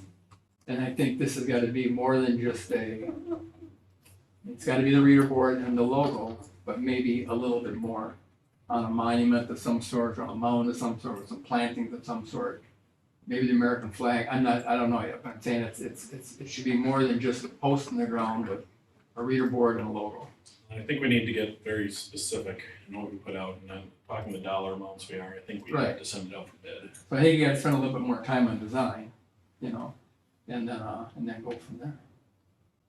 So spending a little bit more on the design, is that something that the plan commission can do, or would you rather it not be at that Well, level? I don't know if it has to go to the plan commission, I think this, you know, get some ideas together, get a direction, and then you might have to invest a little bit of money in a designer. Is anybody aware of a, Most of these companies Have their do that. in-house, yeah, But I think collectively, if you start looking at different ideas from different communities, and you come up with a consensus of, yeah, this is the kind of direction we got. You had Okay. mentioned yes, more of a rustic look, yeah. you know, Well, and then you put it out kind of for bids. They'll do sketches for nothing. I mean, they'll give you, or they'll do it for minimal. We're identifying as a rural community, so I think it should be maybe towards the rustic, not made of I wood. think the example because the that maintenance would be when you big. drive into Port Edwards, you know, on 54 there, they just basically got a reader board and a logo on a post. Yeah. I think you gotta have more than that. Yeah, that looks, You know, I think it looks a little weak. I agree, I think it has to look like Saratoga. Yeah, Look we, like- we had some a couple years back, I have to dig them Yeah, up. I think we do have a Yeah. good design here somewhere on the sign for Saratoga. I wonder if Dan Forbes did that. Yeah, that's, It was take a during, look, when he was, ask him, he'll know. Or he did that the same time they did. There's Alright. a design here. Let's- right. It was spendy, but there's one around, so. All right, I'll talk to Dan myself. Madam Chair, just Yes, volunteer the fact that, I was involved in this kind of thing for our church some years ago. And with the vendors we worked with, they were more than happy to Yes. produce various designs. yes, And they were much more creative than anybody on our committee. So, they did the work and, we went with them. And of course, in those days, which wasn't that long ago, was actually $20,000 for 2 signs. oh, I know, no, I think what we would need to do is approach somebody, have them come up with some designs, and then figure out what we want, and then we have to bid it out from there at that point. Because the dollar amounts we're talking is gonna be well above $25,000 bidding. yeah, it would be really nice if we could find somebody where we said, this is what we identify with, pine trees, water, hiking, and to let them kind of, let that flow, and Sounds like you're doing the same thing we did way back. There's something around here with a design on it. Ask Danny, I'll ask Danny. because I Yeah. think it's got the trees on it and the whole works. Yeah, and I think, Wasn't We it the talked- same time they did the flag, when they redid the flag? that's That's what what I'm we wondering. did that. I'll dig it up, we'll I find it. just think didn't you're remember right. the sign. Yeah, it was when they, Yeah. those same folks that Yeah. did the flag did the whole design. And they're no longer here, so it No, would have to be Dan, But Dan, we have that. Dan, yeah, okay. We'll start there, and then, we'll talk about it again, Roger. What I'd like else? to see that come up fairly soon if we can. Oh, okay, well, Does somebody wanna take that on as starting as a pet project? I'll talk to Dan. and then I'll bring it back to Roger and Gordy. How's that? Okay, What do you got, Bill? what do you got, Bill? Yeah, Madam Chair, Roger has information that, Andy Kinsler from Lion Energy shared with me. A lot of the legwork has been done through Lacrosse Science and Stratford Science. A lot of the things you talked about in the past 10 minutes, it's there already, Roger's got it. We've got it. We've been reviewing it, thank you. Appreciate that input. Yes, ma'am. I just wanna say something before I forget. I did message Mike Harchie in regards to, you mentioned white for the helicopter landing. I wanted to confirm with him, the fire chief from Nakusa, that it can be white. He didn't know the answer, so he's gonna find out for us. Okay, Well, we just, could always change that on it. yeah, I just, before you, I just thought it'd be good to know for sure if it can or cannot be a different color for the Yeah. landing. Right now, it's hard to see because it's just yellow along with yellow lines. Yeah, So if they can, if there's some guidance on if we gotta have that red or blue or whatever, we can. and I would figure think out. that when whoever he's gonna check with will actually probably confirm the most visible color to use. Or maybe I'll tell him that way too. But tell him get back to us with the correct color and we can, I'll make sure that's on both equals. Thank you. Okay, Roger, back to you. Well, yes, and that reference the piece of equipment for cutting up brush, so. Depending on the monies that we had, it sure would be nice to have a Vermeer chipper, but pull behind. But that's pretty pricey. Yeah, that's all I really have right now. Aston, do you wanna start doing some research on prices for that? I can do that. And bring that forward? Roger, would you like to talk about that solar bench a little bit? Yeah, we can touch base on that if you'd like, sure. Yes, please. So, Bill had also, Bill Lightham had also done work with Alliance, Andy Kitzler. They were willing to donate two solar benches to the town.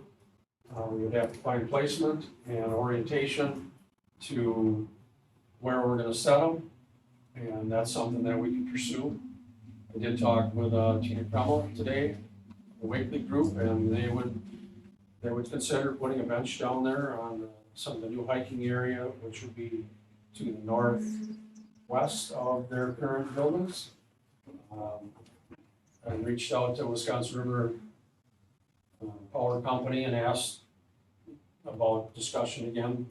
We could put a solar bench down there, or we could put it somewhere else in town. We would decide. No, you're talking solar bench, what are you referring to? Like a bench that you'd sit on that got solar panels on it, and individuals could sit on it and they could watch the birds and charge their phone as they're identifying the birds and taking a break and enjoying nature. So it actually does have, so I wasn't sure if it was just identified something with solar or actually it's. Did I explain it right, Bill? Yeah. You have to have the location picked out, because then the bench is built, for that location. And on top of that, you need somewhere with plenty of Yes, light exposure, sun exposure, yeah, on the building. So, sounds like you've got a couple good locations in mind. I think those are great. Any other board discussion? Well, with the talk with the power company, like the Devil's Elbow boat landing there, something like that, if you guys, cause you guys discussed about how you would rearrange that area, I guess, something like that. Right, they're gonna do some more work down there, yeah. They're gonna regrade the parking lot, put in 2 handicap stalls, and redo that landing area, so that it's better to launch a boat off of there. And they already pulled that, in that vault toilet, put a handicap porta potty down there. So who's they're doing open. Joe Sukana with Wisconsin River Power Company in his crew. So is that one of the areas you're talking about? Yeah, we had a discussion on that before, so yes, we could put a bench down there. I think that would be. There's a really sign nice. down there that needs to be replaced, I think they were gonna work on it, but. If you pick the right spot, you'd have the sun exposure you need. Right. I think it'd be really nice, people. Roger was saying to you, people getting off the boat or on the boat, they're waiting, you know, kids, I think that's a great idea. Sure. And Wakely, being that Wakely is one of our biggest, most well-known spots in Saratoga, I think it would really be good for us to promote that. Make it grow, make it more well-known, keep it, when we have our reader board, we can put out there different things they have going on at Wakely. We can promote our boat landings, we talked about that, and, we can promote what we have. Our walking paths potentially around the solar field, hopefully. We can keep that going. We have a lot of stuff in Saratoga. Let's get it out there, make people aware what we got. Anything else, Roger? There you About it? Okay. Josh? Well, everything that I had ideas on, we've already mentioned. I think roads are really important. I think, if we were doing 1.5 miles, I think we should try to double it if we can. I know the cost of roads is tripled, so we can't triple the amount of mileage we do, obviously, but I think we can't go any less than 2.5 miles a year. That being said, if we're gonna try to do more paving this year, our two options at this point would be to basically go with the county on that, or bid it out again for that Ranger Road. And we're starting to get late in the season for doing any bidding, so that's something, if we're gonna bid that out, we should get it out. Right. And I know there's been discussion about, we should see what the county does, but I think Yeah. the county, by the time they get done paving, I think it's gonna be too late. Did Doug leave already, or she just? I think he did. So Okay. I think as a board, we need to decide, are we bidding that out? Catherine, what's your feeling on that? I mean, it'd be nice to have them both done. One thing I would like to see too, if we bid it out, I'd like to see it opened up to a, for LT as a mixed design. The county is only able to do an MT design, which is why we put that on for the Range Line Road, but I'd like to open it to both an LT and an MT. Is the LT better? LT has more liquid asphalt in it and makes the road a little more pliable. Isn't that better for heavier traffic? MT, which would be medium traffic, is for heavy traffic, but to be honest, I don't think that sees. No, to justify. Generally, when you're talking heavy traffic, you're talking truck traffic or extremely heavy, car traffic. So you're talking Ranger between like Boone Saloon Yeah. on Highway, Z going down to Z? to 13. So And, what kind of traffic does that get? I guess that's pretty light. well, It has steady traffic. yeah, I don't, most county roads don't even qualify for the minimum traffic count for an MT. In fact, there's a traffic count that LT is designed for that most county roads don't meet. Now you get up to like County A by Pittsville, and that could use an MT, but most county roads do not. And I don't feel that we get any more than, even a modestly traveled county road on that. Okay. So I'd like to see if we bid it out, open it up to another Okay. mixed design as well. All right. Do you have anything else, Josh? Well, I went through Catherine's wish list here, and that exceeds our budget for the next 5 years. We're gonna have to cut a couple of them. We'll cut Casson's wages, maybe that'll help a little bit. I'll donate. There are, I mean, all these are things that we need. There's stuff that needs to be addressed right away, like toolboxes at the shop. I think the last time I was in the shop, there's definitely stuff that's on shelves that hasn't moved since Wayne got hired, probably. You Well, know, there's a lot of stuff that moved since he left. and I'm sure that it looks totally different than what it was A little bit. last Yeah. last time I was in there, but updated storage, for, parts, shelving, Oh, yeah. tools, equipment. Do we have a good inventory of parts that we readily use? Just a question. Say oil cleaners, you know? Yes. Yeah, that's kept up pretty good. Okay. So going off of that, you two maintain all of our equipment, right? Oil changes, grease and all that? Yeah. And are we up to where we need to be? Is there anything that's falling behind on maintenance? Or is everything up to, Tired? is anything due for an oil change right now? Oh, getting close. A few things are, but that's, yeah, oil changes and stuff we all do.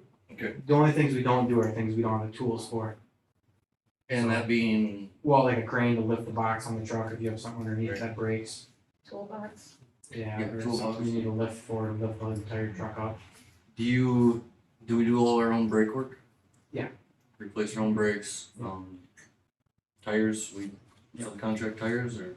Well, actually, I haven't done tires. We'll change the tire. I don't know if we. I imagine. We don't yeah, mount, probably- and dismount tires. No, I don't think so.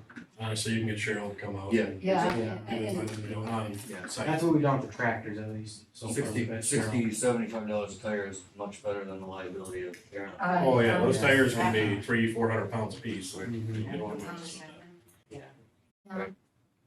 Hernias, I mean, yeah. Well, I think immediate needs for that would be your shop shelving and toolbox for sure. Yes. Would we be looking at getting a high quality used one or trying to find a new box? You know, for that? So high quality shelving, what are we talking here? Well, I think shelving Stuck. is probably something we could do new. But why don't you come up with what you need and bring that back to us for, as far as shelving. Look at what you have there now, I mean, right now it's all the wooden shelving, right, or is that? Wooden shelving and cabinets. Okay. Yeah. So So come we need back, to have some more open shelving. come back with what you We need need. more cabinets with them too, because they're all full. They're plumb full of all of our filters and parts and hoses and et cetera. They're just full. There's no room. I have filters and boxes on the ground. Just 'cause I it's- just got some shelving from Menards, it's got a 300-pound shelf limit, and it's plastic, but it's on sale.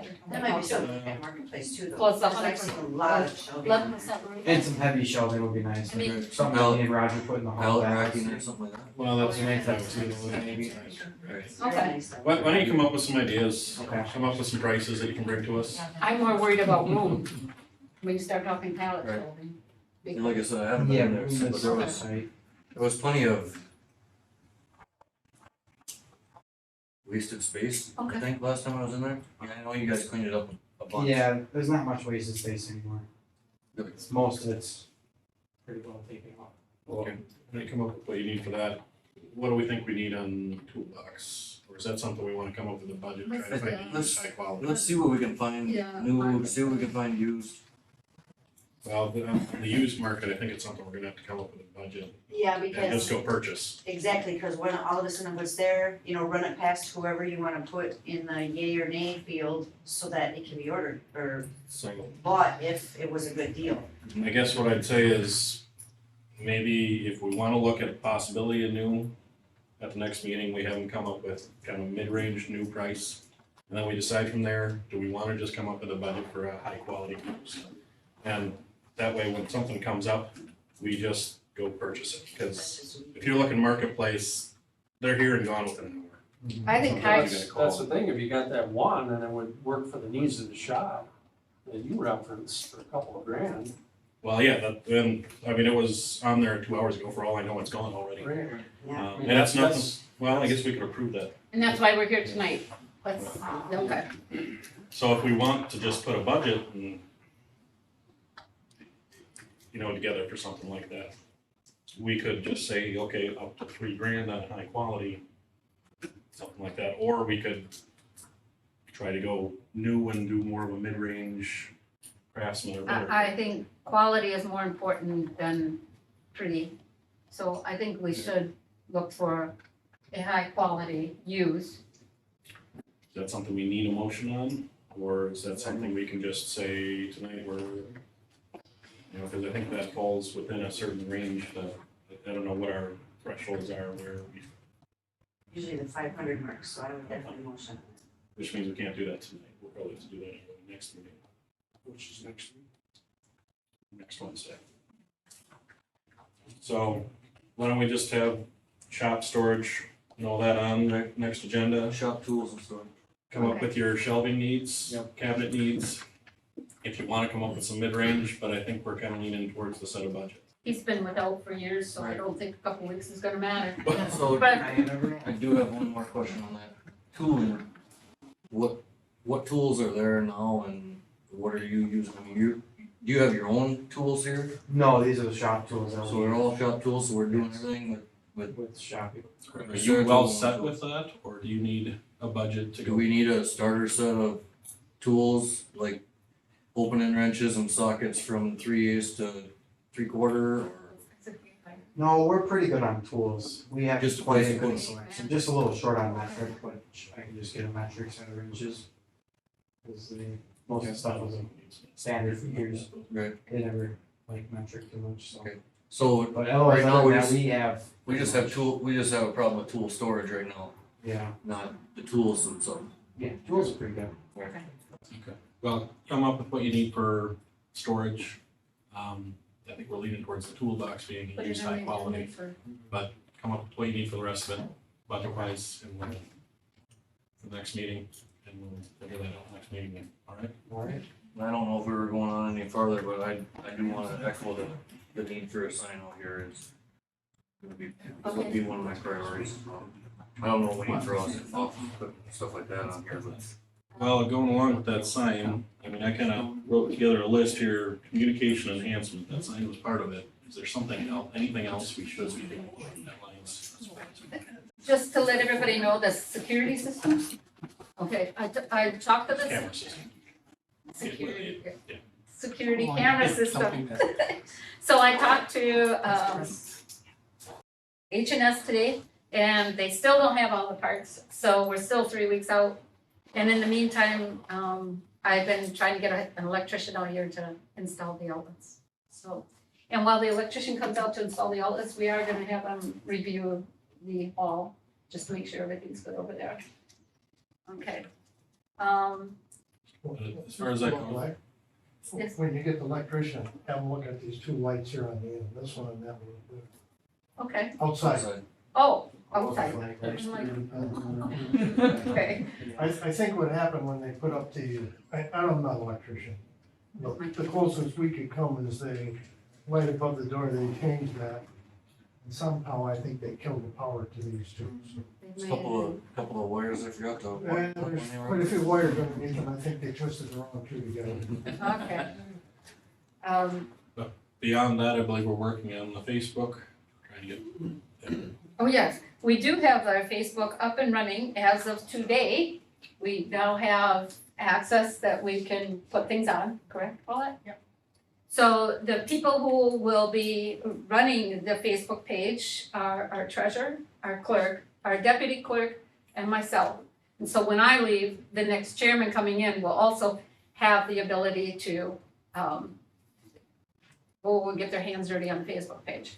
So I guess in saying that, we would like to get more public events out there. And if you know of something that's going on in the town, or if there's a walk or anything that may be of public interest, please let us know, and we'll try to get it either on Facebook, or when we get the reader board, we'll try to keep the public awareness out on the reader board too. The other thing is communication enhancement. We're looking at a phone system now, and at this point in time, I'm gonna tell you, we are just looking, it hasn't been voted on. It is, when you call in, you will now be routed to whoever you wanna talk to. It will give you the option to talk to whoever you want. If you wanna talk to me, you're gonna hit chairman, and if I see that you're calling, I'll immediately hang up. I will take your call if I'm available. Otherwise, I can give you a recorded message that says I'll call you back as soon as I can.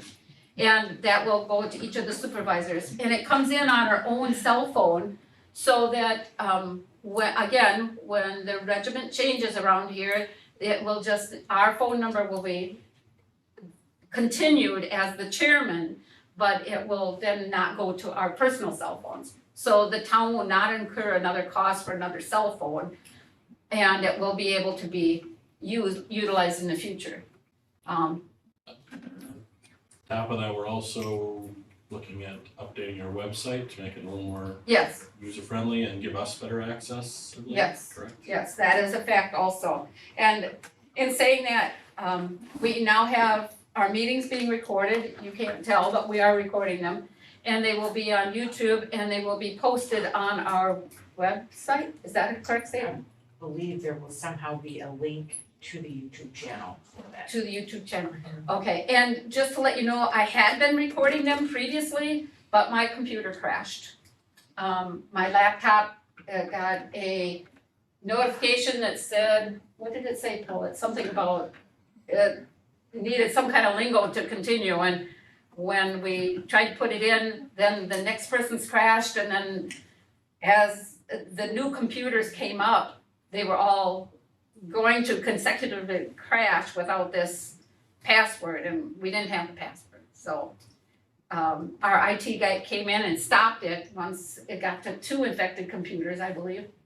And then he had to reboot mine, and I lost everything. So now Paul, she's recording all the meetings, because we know hers won't do it. So they will be starting last week, I guess, Last week and Yeah. last week. They'll be put on YouTube, and Are we planning on putting those on live as well? I don't believe we were gonna put them on live. I don't know, I think you just recorded it. Yeah, so you can go in, you can look at the agenda, then you can look at the meeting, and I would, personally, I go to the agenda and say, oh, this is of interest to me, and then you can go to the recorded session, and you can page through, you can, download it until you get to what interests you. So, and if you're gonna ask me a question about how this works, Chrissy, I'm gonna tell you. I don't I'm know. way ahead of you on how it works. All right, what can I do for you? Okay, couple questions on the communication and the filming of the meetings, because this has come up as a question to me repeatedly from the community. So number one, on the Facebook page, Yes, is it a new Facebook page with a new address, or It have is you a- been able to it is a Take over new the- Facebook page because we could not get one of the administrators to relinquish her usage on it.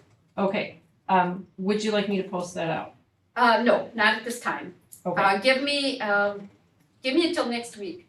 oh, that's fine. Would that be okay? Oh, Cause then we'll that's have it set up with all the administrators and we're all set up. Okay, just so we can help in any way to facilitate the community to transfer over to Yeah, that page. They're gonna know it's our page because we're gonna try to get her to delete the old page. And we're also gonna put a notation on there, Town of Saratoga official, Wood County, Town of Saratoga. But they still Wisconsin. have to know that it Yes, is a new address, so they're still gonna have to go look for you. yes, Okay, perfect. yes. Second question, it was kind of answered, I think, just now. Strongly encourage the board, strongly encourage the board to take your meetings live, not just record them and let people see them after the fact.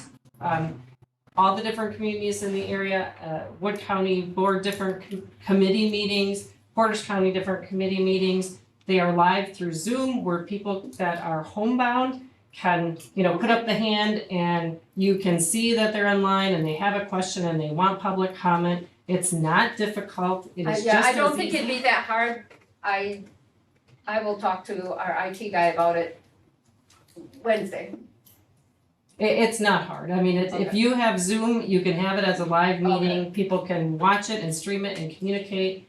And, if we really want to encourage more of Saratoga to get We involved, we need to That make is our it goal. accessible to them. Okay, we will talk to our IT guy on Wednesday and we'll try to make that happen. Again, when you talk to me, ask me next week to see how I Sure. progress with that. Not a problem. Cause I'm not gonna remember to call you, I promise. Oh, no, that's quite all right.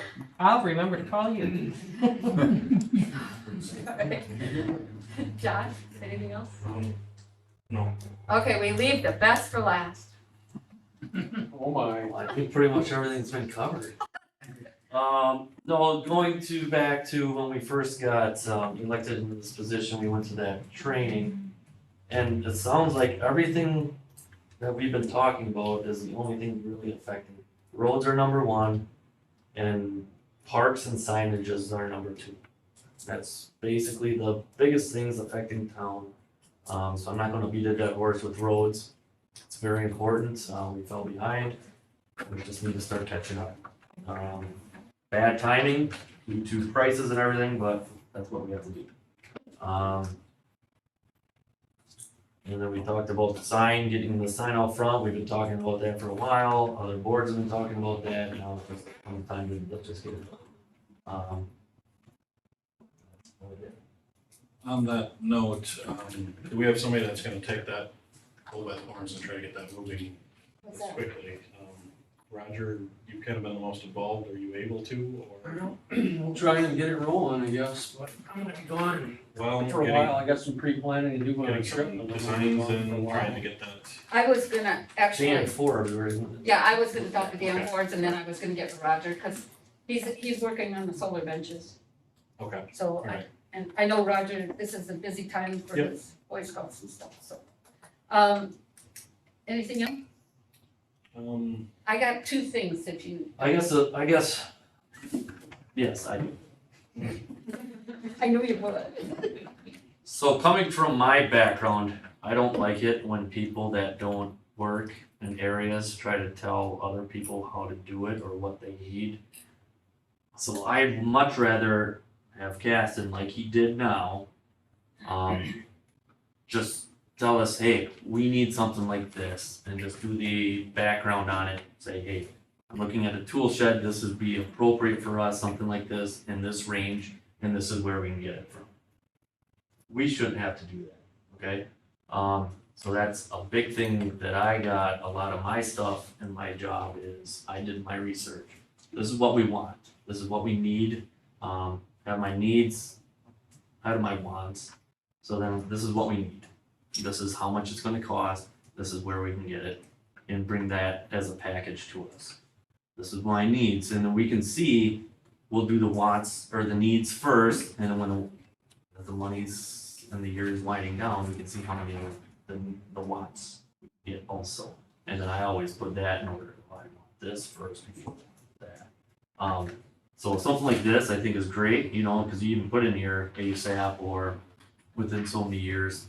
And a lot of this is some pretty expensive stuff. So like a toolbox, when you said that, and it's like, yeah, it's, you know, gonna be a high-end toolbox, it's still not $300,000 toolbox. So I'm looking at that going, oh yeah, we'll get you that, you know. So I guess how you say it, I like this, but then so I think more stuff like that, because you're gonna know what you want and need more than we will. You know, so that's what I. Too, you're out on these roads every day too. You see stuff. You're afraid to bring it up, hey, we need to start looking at this on these roads. So. A lot of what's discussed here is gonna be budget items, because Yeah. once you take another look at what we need and then what we want, it's gonna be a high expenditure, but it's the right thing to do to get the discussion going now. Yeah. And you are a boss. I mean, you're the one that's gotta tell us what you need. So we'll determine whether we're gonna give it to you or not, but you have to, you know, just present a good case and we'll see what we can do, basically. Well, we can always amend the budget too, you know, Yeah. for something we need to get going on sooner than later, so. I just feel kind of bad because it's also expensive. Yeah, but that's what Public Works is. I mean, that is the heart of our town. But you got a name like a bat wing mower, heck yeah. Super power. When you're looking at that too, make sure when you're adding stuff to these lists, and you feel bad because they're expensive, but that Batwing mower save you guys a lot of time. Oh, yeah. And that, I mean, the boom mower, there's a safety concern there, because you guys aren't out with chainsaws. You're in the safety of a cab. Make sure that's being brought to us as well. You know, hey, yes, I know this is expensive, this is the price of it, but this is what it's gonna save us down the line. And if it's gonna be the best route for us either safety or money wise in the long run, you know, don't feel bad about that cost. And I think this gentleman had a great idea too, like in the county for squads, we know every year we're Yeah. replacing 5 squads. We try to budget for that the best we can without knowing ahead of time, but it just, that's your pre-planning.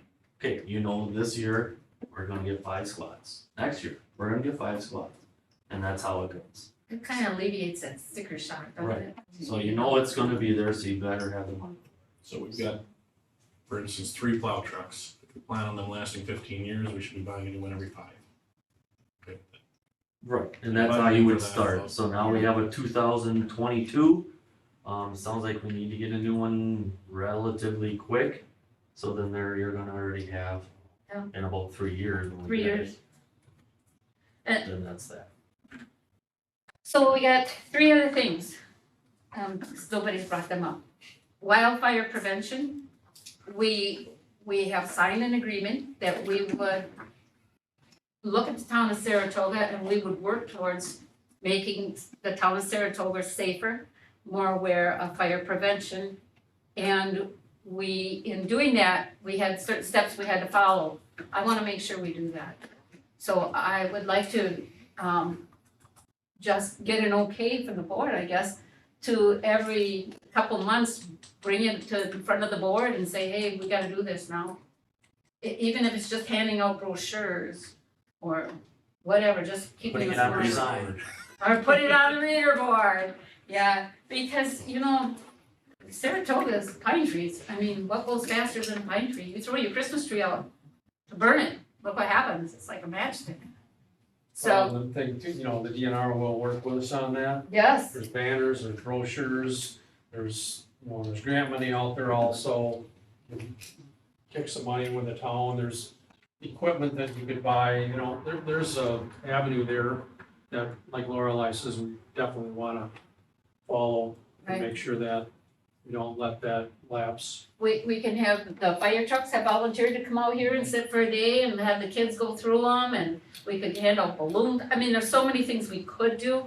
I think, and it's free, and even the DNR has offered to help, you know, sponsor some of this stuff, so I think based on the previous history of Saratoga and Rome and Adams County with the fires, I really think the more aware we are, the better prepared we are. That we gotta educate the residents too, Yeah. because we got a lot of driveways that are narrow. Can't get fire truck down, EMS has, for lack of better words, issues sometimes trying to pinpoint where the need is and help our citizens, so. One of the first steps was our signs, our yard signs, what do they call those again? Address tiles. Oh, why can't I remember that? Well, now would be a great time with that wildfire, I mean, 'cause everybody's talking about it. Yeah, With the haze from Canada. sure, like this morning you heard, Stepped out you the seen the back door smoke. and it was, So, I mean, Yeah, you're right. now's the This- time. Yeah, build on it, right. Second thing is recreation. So many times I have heard through the previous administration, through everybody talking that recreation is a very powerful tool that we need to grow on, we need to expand on. I think we need to put money aside to advertise what we have, if not grow what we don't have. And we have so much. We talked about this the other day, and Gordy, we talked about this.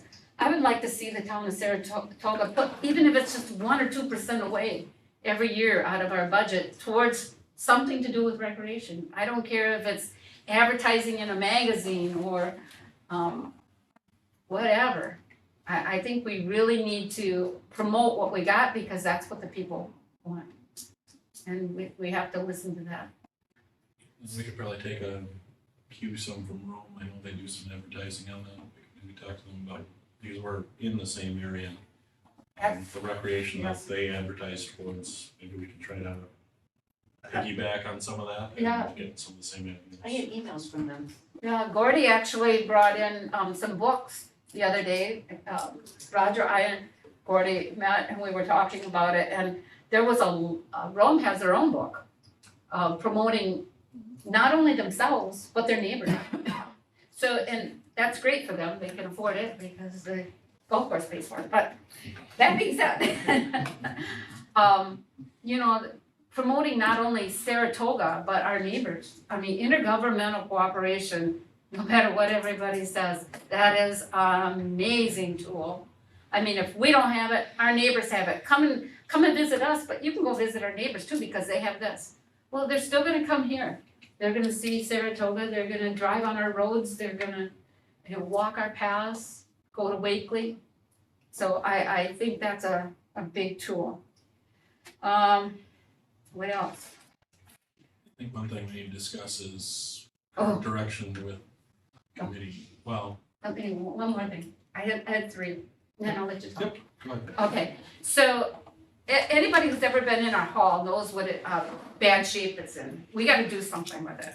We either gotta fix the hall or fix it until we got enough money, put money aside for a capital improvement of building a new hall or adding onto this building.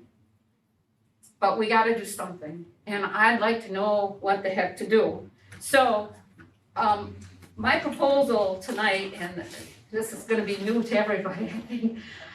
I would like, when we're collecting tax money, I would like one of the board members or one of the plan commission members to be in here asking people what their opinion is of whatever we're going through at the time. Just get some response from people instead of sending out surveys that the people don't send back, or we just don't know who's sending them back or whatever. But if we physically have somebody here asking citizens questions, I think that's gonna go a long ways in getting some of our answers.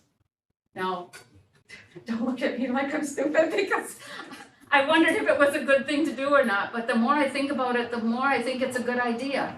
They're gonna meet us as a town representative. They're gonna be able to talk to somebody, ask questions, and we're gonna get some of the answers that we so sorely need, that the people that just are too busy to give us. And I really believe that is the case. I believe the people in the town of Saratoga do care, but they have lives, they have families, they have jobs, they have other commitments. And I think after the fact, when they find out something went on, then they're all upset, which, you know, we're all there. So I think meet them on their own grounds, which is when they come to pay their taxes, ask the questions we want answers to. It doesn't cost us anything, except a little time. And I think we can all spare a little time. This is the position we're in. Okay, that's my speech. I'm done. Okay, Chase, your turn. Well, I think one thing we need to discuss, which is not necessarily popular, we need to figure out our direction with the committees we have at the moment and some plans that were partially in the works. I think we need to come out and Okay. bring those, you know, figure out what to do.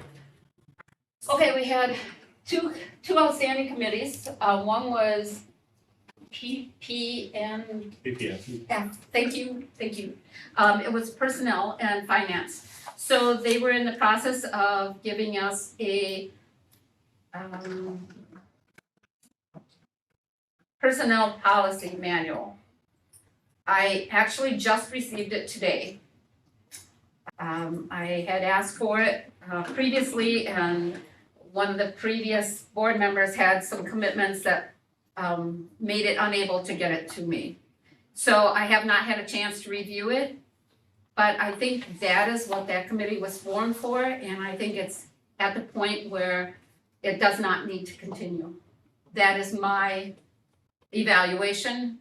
None of the other board members have I consulted on that, so they can have their own say. The second committee was Sparks. It was consisting of board members, and I felt it was redundant because the board members then that were on that committee came back to the board and voted on what they had done on the committee, so I didn't feel it was advantageous to the town. So I would like to see that committee set up as townspeople with one representative, either from the town board or from the plan commission, to be the liaison to the plan commission. The plan commission then listens, hears them out, makes a plan, and brings it to the board.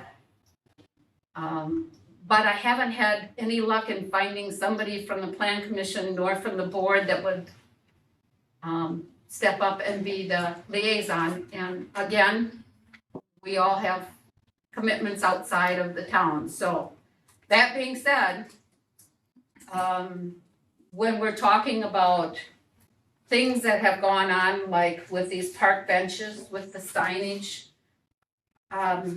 Gordy has been gracious enough to give us input. Roger has been gracious enough to give us input. And I've sat in and listened, and we're making headway, but I would really like to see some public input. So, Well, and on that note, I don't see I the will point back away. in having any committee that is made up of mostly board members. I think any committee we have should be at most one board member. And, the rest should be of citizens. That's kind of the point of the committee, to take on some of that decision-making and research for the board. And if it's made up of board members, as you said, it's redundant. So as that goes, the personnel and finance, I've heard before that really can't be anybody but board members. So if that's the case, it's basically the board. So I think that one is not needing to be a separate committee from the board. We can just call a special board meeting if we need to deal with those issues. As far as the Sparks, I would love to see that committee, but again, I don't think it should be made up. And to be honest, I'm of the opinion that it could be all citizens, not necessarily any board members, but I definitely don't want to see more than one board member on that committee. I think it's unneeded, and if we go that far, if we get to a point where there's more than two, you've got a quorum there and you've got a deciding body on that one committee, and I just don't think that's where we should be headed with that. Josh, do you have any input? Yeah, I mean, I agree, the Sparks, I personally feel both these committees should stay intact, but Sparks committee should be more townspeople than board members. As far as the employee or the personnel and finance committee, I don't know that it needs to meet regularly, but I think it should meet as needed. Doesn't necessarily have to be all of us. Eventually, whatever decision is made or whatever, we don't all have to sit here and decide something. We could. Well, that being said, we could just hold a board meeting, and if there's a couple of people who can't show up, as long as, we have 3 out of the 5, it's a valid meeting. I guess I seen it as a meet on an as needed basis, but you brought up a good point. We're all gonna have to make a decision eventually. It's gonna have to go to the board eventually. So in the case where we need to make a decision on personnel or a decision on finance, we could just have a special meeting. So, Okay. I don't know. I'd like further discussion on that personnel and finance committee, but I think Sparks committee should be mostly citizens. Okay. Would you be okay with it being all citizens? Or do you think it needs to have either a planning commission or? Well, I think I don't think it would be bad to have one. I think a I don't know that- spokesperson to come back to the committee that they're in, be it planning commission, whatever. That way we're not relying on citizens, we're not requiring a citizen to attend a meeting, Right. So I think one person should be a member of a commission or Well, my justification for that, to be honest, was to give them a key to get in here to meet. Right. So, Yeah, I think there should be somebody from either the planning commission or the town board on that committee. Okay. Just for the spokesperson or access to the building or whatever. I don't think it needs to be more than one. Brian, any thoughts? I agree that somebody should be on the Sparks Committee, either a board member or a plan commission member. I don't think that it should just be. So that way we're there, we have input, and even guidance maybe with them saying, well, we can't do that because of this or this. So you should have somebody. For liaison? Okay, I don't see why you would. good to know. Over to you. So there was a lot of good work that was done with those two committees, whether we all realize that or not. Personnel Policy Finance Committee, you take the last piece of it, finance, that was to look at what we just did a lot of discussion on tonight. And go out and do some of the legwork and figure out expenditures so that you bring it back to the town board if it had to be a budget item. Now your policies, that should be regularly reviewed. I know you have ordinances on here, policies, ordinances, we should be regularly looking at those and making the modifications to them. Personnel, if you ever get in an issue, which God forbid anybody gets hurt or something doesn't go right, the employee handbook never was finished. Okay? That's a fact. It was a work in From what I can progress. And, you know, so if we're gonna sit here and discuss it as a board, if you don't wanna run that committee, then you can do that, but you might as well plan on some longer nights to wrap up that piece of it. Well, All right, your parks- as that committee, they were meeting as a board basically anyways. It was comprised of the board. Most all of the board, correct? Okay. Okay, so then, you know, whatever the majority wants to do here, you want to run the Parks Committee, have a spokesman from the a liaison with that committee, with citizens base, but somebody's gonna have to chair it, as far as I'm concerned. Whether you call them a liaison or a chairperson, and you gotta have a people that are willing to dig in and do the work and do the research and figure out costs and you know, there's a lot of work in some of those regards. And I think that's why we had Everybody such a, realizes that. yeah, I think that's why we had such a hard time finding somebody, yeah, true that. Okay, well, a lot to think about, we can't make a decision, it's not on agenda.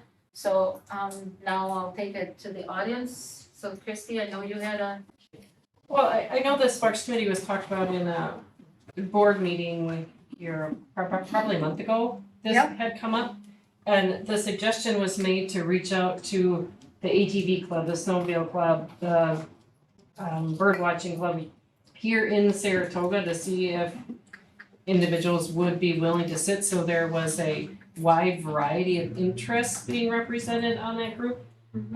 Had there been any reach out, or has it just kind of stalled since then until we kind of decided if somebody was gonna be? Because I do support that citizens are on the committee, but it would be nice to see members from different recreational groups in our community all represented on that board. I agree, but before we can even get there, we have to have somebody here that will Okay. do something, so. I was just wondering if it had gone anywhere since that discussion. And now that you We got have- Facebook, you can advertise that. Well, we took it to the board and we took it to the plan commission, and we got nothing, so we didn't take it any further. So until we get somebody that's gonna be the liaison, it really doesn't do any good unless we can figure out another way to set it up. So I think that will have to be an agenda item as far as, do we wanna do it without a board or a plan commission, and do we have interest from the public to do that? Any other? Rob, did you have something? Okay, Dale? My name is Lorelei, Laura please, Lee. you don't have to call me chairman, I mean, that just bothers me, You're something fine. terrible, just Lorelei is good. I've sat on lots of committees when I was union officer. And for the entire board to have to make a decision is time consuming and a lot of wasted hours and hours. A committee can sit down, come up with the facts, put it together, bring the facts, and not all the stuff that goes around that, to the board. Bang, bang, bang, take care of it. There's a lot of things that take place, especially with personnel. And probably finances also, that there's lots of facts and Right, stories that go on besides the story. agreeably.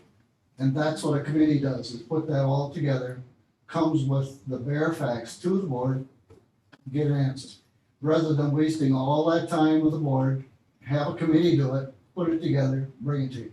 It may sound like it's a waste of time to have a committee, but let me tell you, it'll save you guys lots of time. I agree, So- and,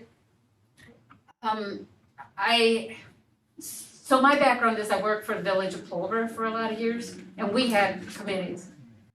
But never were the committees made up of the board members, because the board members who ultimately make the decision were not the committees who also made the decision. Do you see what I mean? If you had three board members sitting on that committee, that is quorum. Yeah. So then you come to the board and that same quorum made a decision. That same quorum made the ultimate decision, being 3, for the board, even though the other 2 board members were not, maybe of the same It liking. doesn't mean that So, those three are in agreement. When they come to the board, you could have a 2-to-1 decision, just as easy as not, and now the board's gonna have to make that final decision. It isn't automatic that all 3 people agree. true, but I sincerely believe that the people, not just the board, should make the decision for the county. Getting better.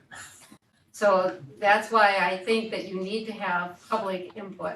And if you're gonna have a committee made up of board members, why not just have the board meet again? Why not just have a longer board meeting?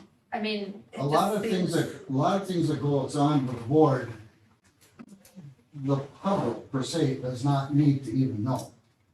A lot of the stories around things that happen, especially with personnel, does But- not need to be public knowledge to everybody in the community. Now, Not here's the personnel, issue with that. Unless we call a closed session, all town meetings are public. So, But committee. you gotta understand, that's the point of a committee. They don't have to. committee bring- meetings are included in that. They have to be public unless we call a closed session, and it is very limited You're right. what we can Yeah, call you're a right. closed session. Yeah, sure. So as a board, we can still call a special meeting closed session if it is a sensitive subject that falls within the state regulations. So I understand what you're saying, but all of our meetings have to be open to the public. We have to be publicly transparent unless they hit some extremely specific pinpoints. Yeah. And so I agree, it sounds good in theory, but if we call a special meeting like we did today, we didn't really have much of an agenda. We had one item on there that we had to put out because we had to make a board motion that was added kind of last minute. Otherwise, this is an open session where we are talking and discussing ideas. I don't see that's any different than what that committee meeting would be at that point. You're not, if it's working on this policy and procedure manual, you call a special meeting, put that one thing on the agenda, and you discuss and you go through and you make your changes. But it has to be open to the public. There's very few cases where we can. So is your point by having 1 or 2 persons from the board have this be on a committee with citizens, you don't have to open that up to the public? No, you Is still that have your to, point of No, that no. committee then? no, you still have to open that up to the public. No, I just think there's more and better input. That's my perception, mine and only mine. But I want to know good, bad, and ugly. I don't care if it's my neighbor whose chickens are running all over my yard, or if it's the guy that I have coffee with. I wanna know what they're thinking, and I don't necessarily want it just to be us five, what we're thinking. I want it to be what everybody's thinking. That's why I don't like this, the chairman, I don't like to stand on ceremony. I wanna hear input from everybody. And I guess committees are kind of a thorn in my side, because I really think if we're gonna have a committee, then it has to be somebody way out there that's gonna bring me something new, that my board isn't bringing me. And if it is saving us work and saving that discussion and the decision making, if it's all of us sitting there, it's not really saving from that discussion. It's the board hashing that out at a separate meeting. A paid meeting at that. You don't want paid. So I agree with you. I like the idea of committees. I do. But a lot of times when you're talking committees in like the county or that, you're talking several board members, and they might split off into a faction of 5 so that they can get stuff done. Here, we've only got 5 board members to begin with.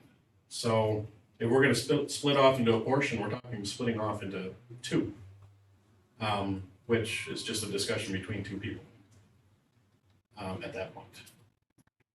And if we can get community input and get community members on these, that would save us some. They could do some of the legwork, some of the research.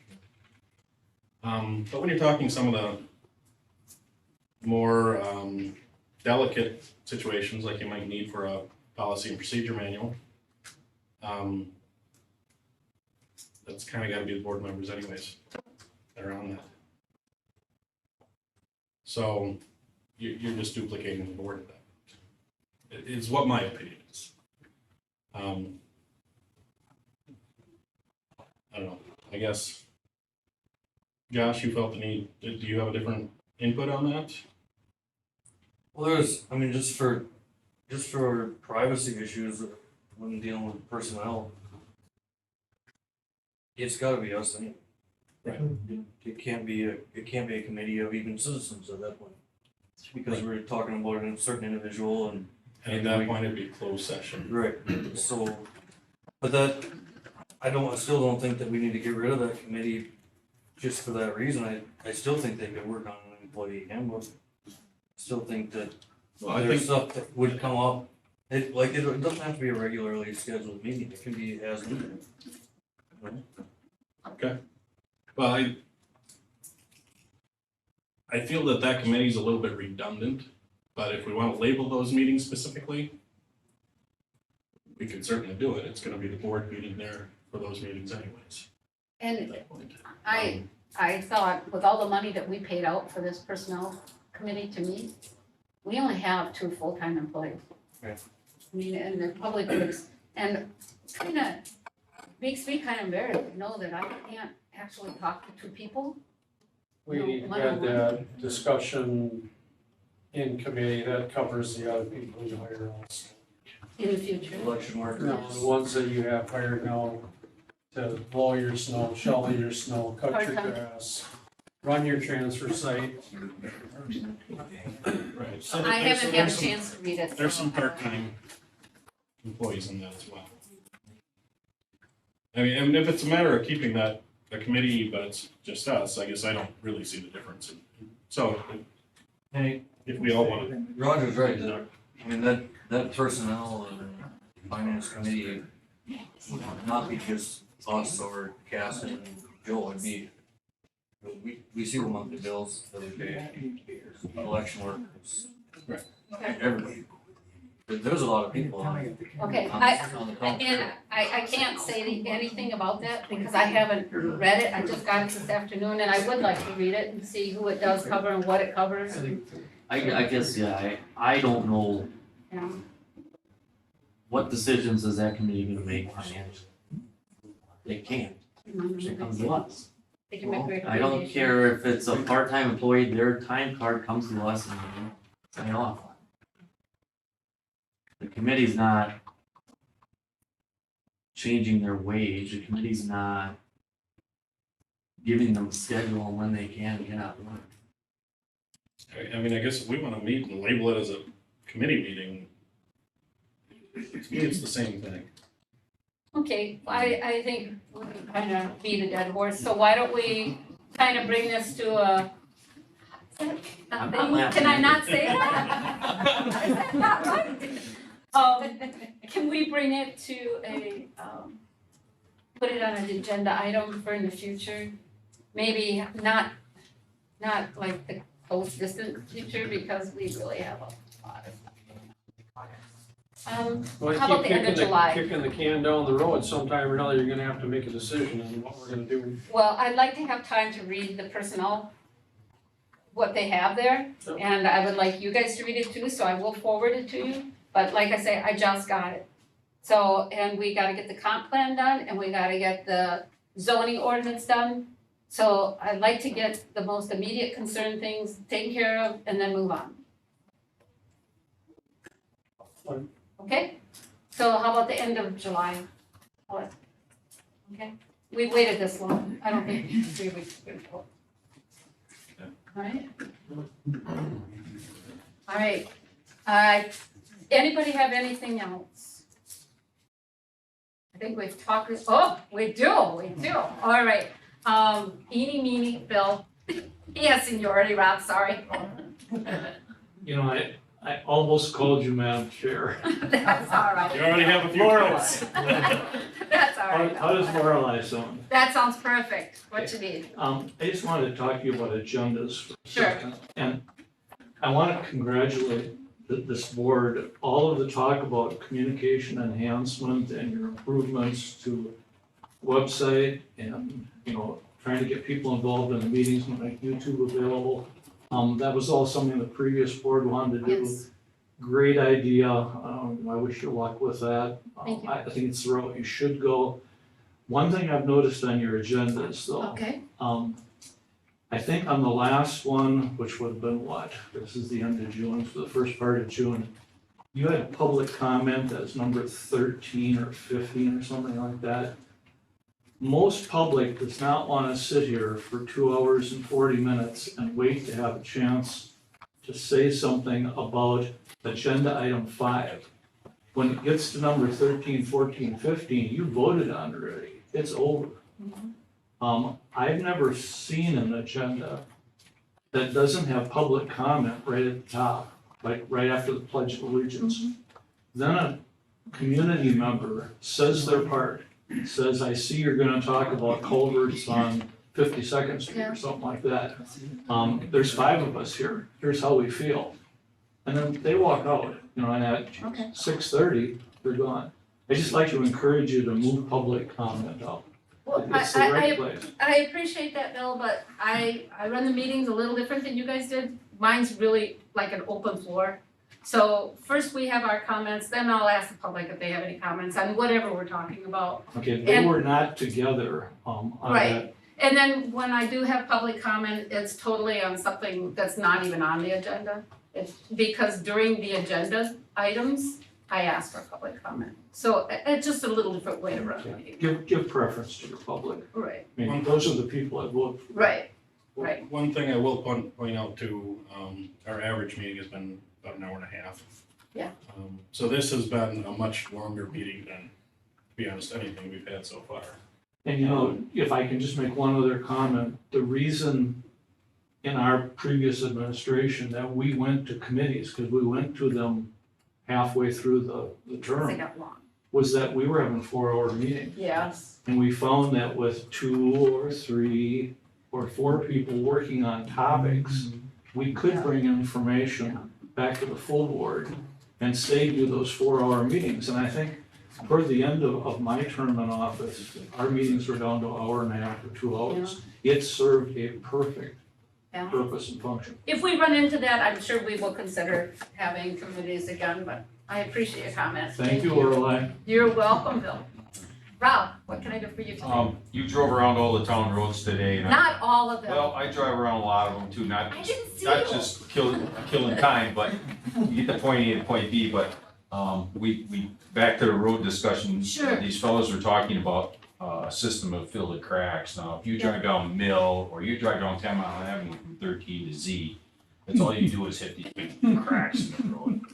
We, I think we'd be doing the town a huge favor if we could eliminate half the depth of those cracks, but we can't expect our two road guys to do all of that. I know, But I know. I think a lot, I don't know the way, I don't have a lot of road experience, but it seems like the roads are in pretty good shape other than every 15 yards, there's a crack going across the road from one side to the other.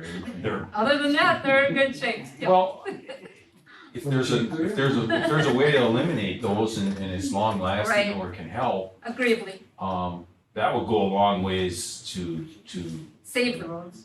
helping the residents thinking that we don't need all new roads, but if we could fix kind of what we had. Well, And that's what we're trying to do. We're trying to figure out the best way to do that. And Yeah. we really, really are working on that. But with everything going up in price, we're really, We do have a blend of maintenance and construction, which most towns do. And in the past, we have done Mile and a half. some leveling of those cracks. It's usually been under chip seal. And that's the way to do it, because you can take a road and level a crack. If you got a road that's too far gone, you might as well forget it and wait for it to get resurfaced. But if it gets to a point where, maybe it's a 5 or a 5.5 on the radar, Pacer rating system, you can go in and level them cracks, steel coat it, and that road will end up being a 7 or 8 in a Pacer rating, which you can increase them.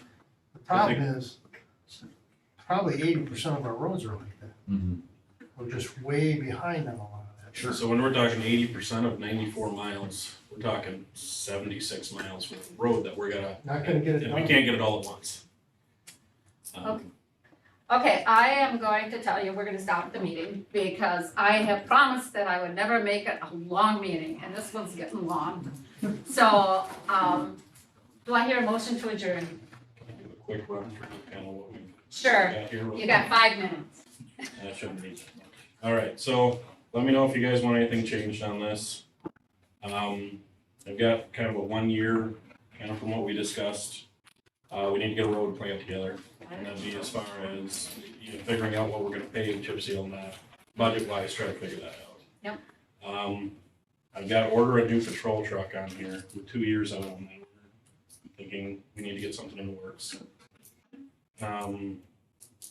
Chop shelving / toolbox, that's a must. I've got mower on the 1 year, but maybe I should be moving that to 2 year or beyond. You guys have an opinion?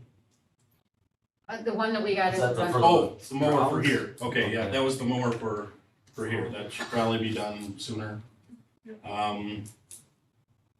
Heat patch, crack seal stripe parking lot, we're working on that. That's a no, The reader board, that's a no. that's a now. Facebook page is now, website is now. Yep. Posting Solar benches, no. videos, and I've got a question mark after live, that's under this year. Solar benches, trying to get that figured out for this year. Yep. Policy manual, needs to be Yep. figured out this year. Sure. I do have a patching hot box and mastic machine. What's your guys' opinion on trying to move towards that, or do we take that off the list, or move that down to, I've got a 1 year, 2 year, and beyond. Beyond. Okay, I would, For what? for patching or mastic machine, What equipment for the, were we able to get a mastic machine? you can get one for about 20,000, But- brand new, they're 70. but What if about it the takes, if it personnel? takes us a month and a half to mow right now, we don't have enough personnel for. Right, so that was one of the other things going. I mean, if we cut our mowing time in half, we'd have time to patch our own. Right. So, There you go. we might wanna consider it that way first. Okay, well, do we put that on the 1 year? I don't think I've got a bad week. Right now. I think actually I've got that on, yeah, currently I got it on the beyond. I got beyond. Should we put that on the 1 year, try to get quotes for that? I have less than 5 years. I got a question.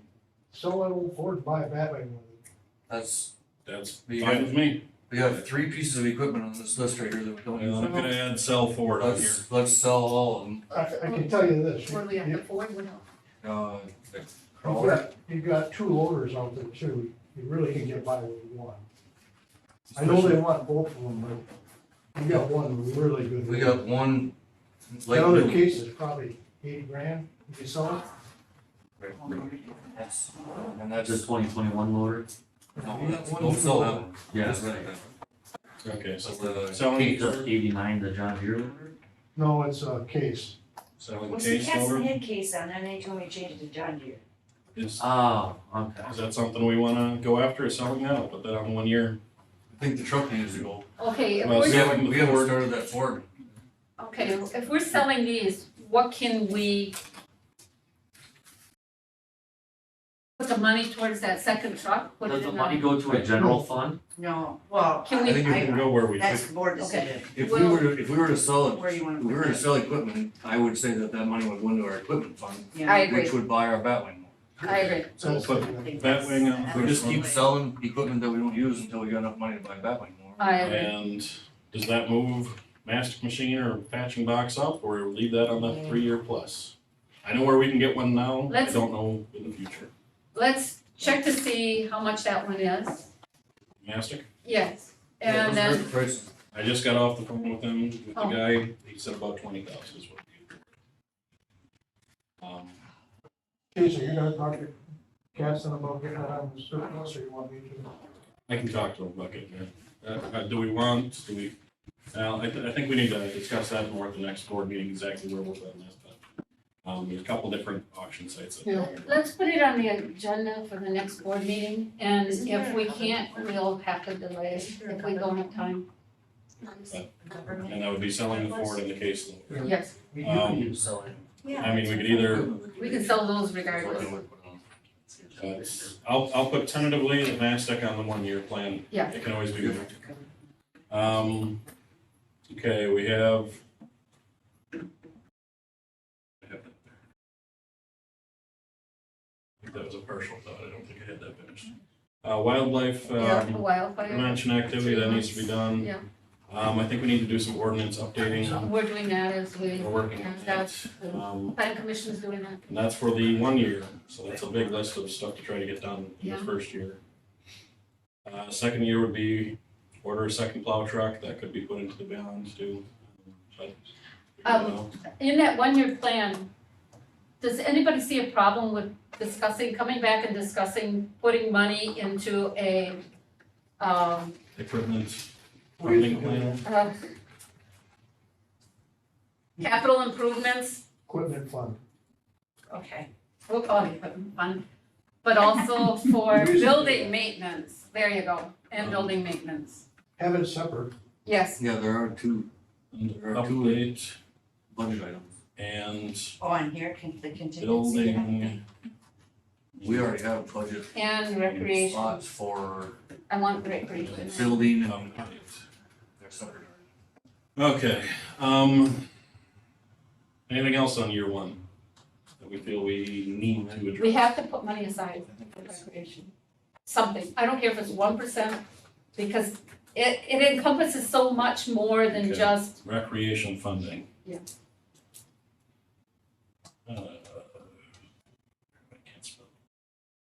yeah, it's, It's getting late. it's late. All right, year 2, that list is much shorter, 'cause we're, because we're trying to address a lot on year 1. Order second plow truck, address a power broom, but that could change depending on what Gaston figures out. Recreational advertising, That should go in year 1. you want that in 1? Yes, because we already have the monies set aside for that. Okay.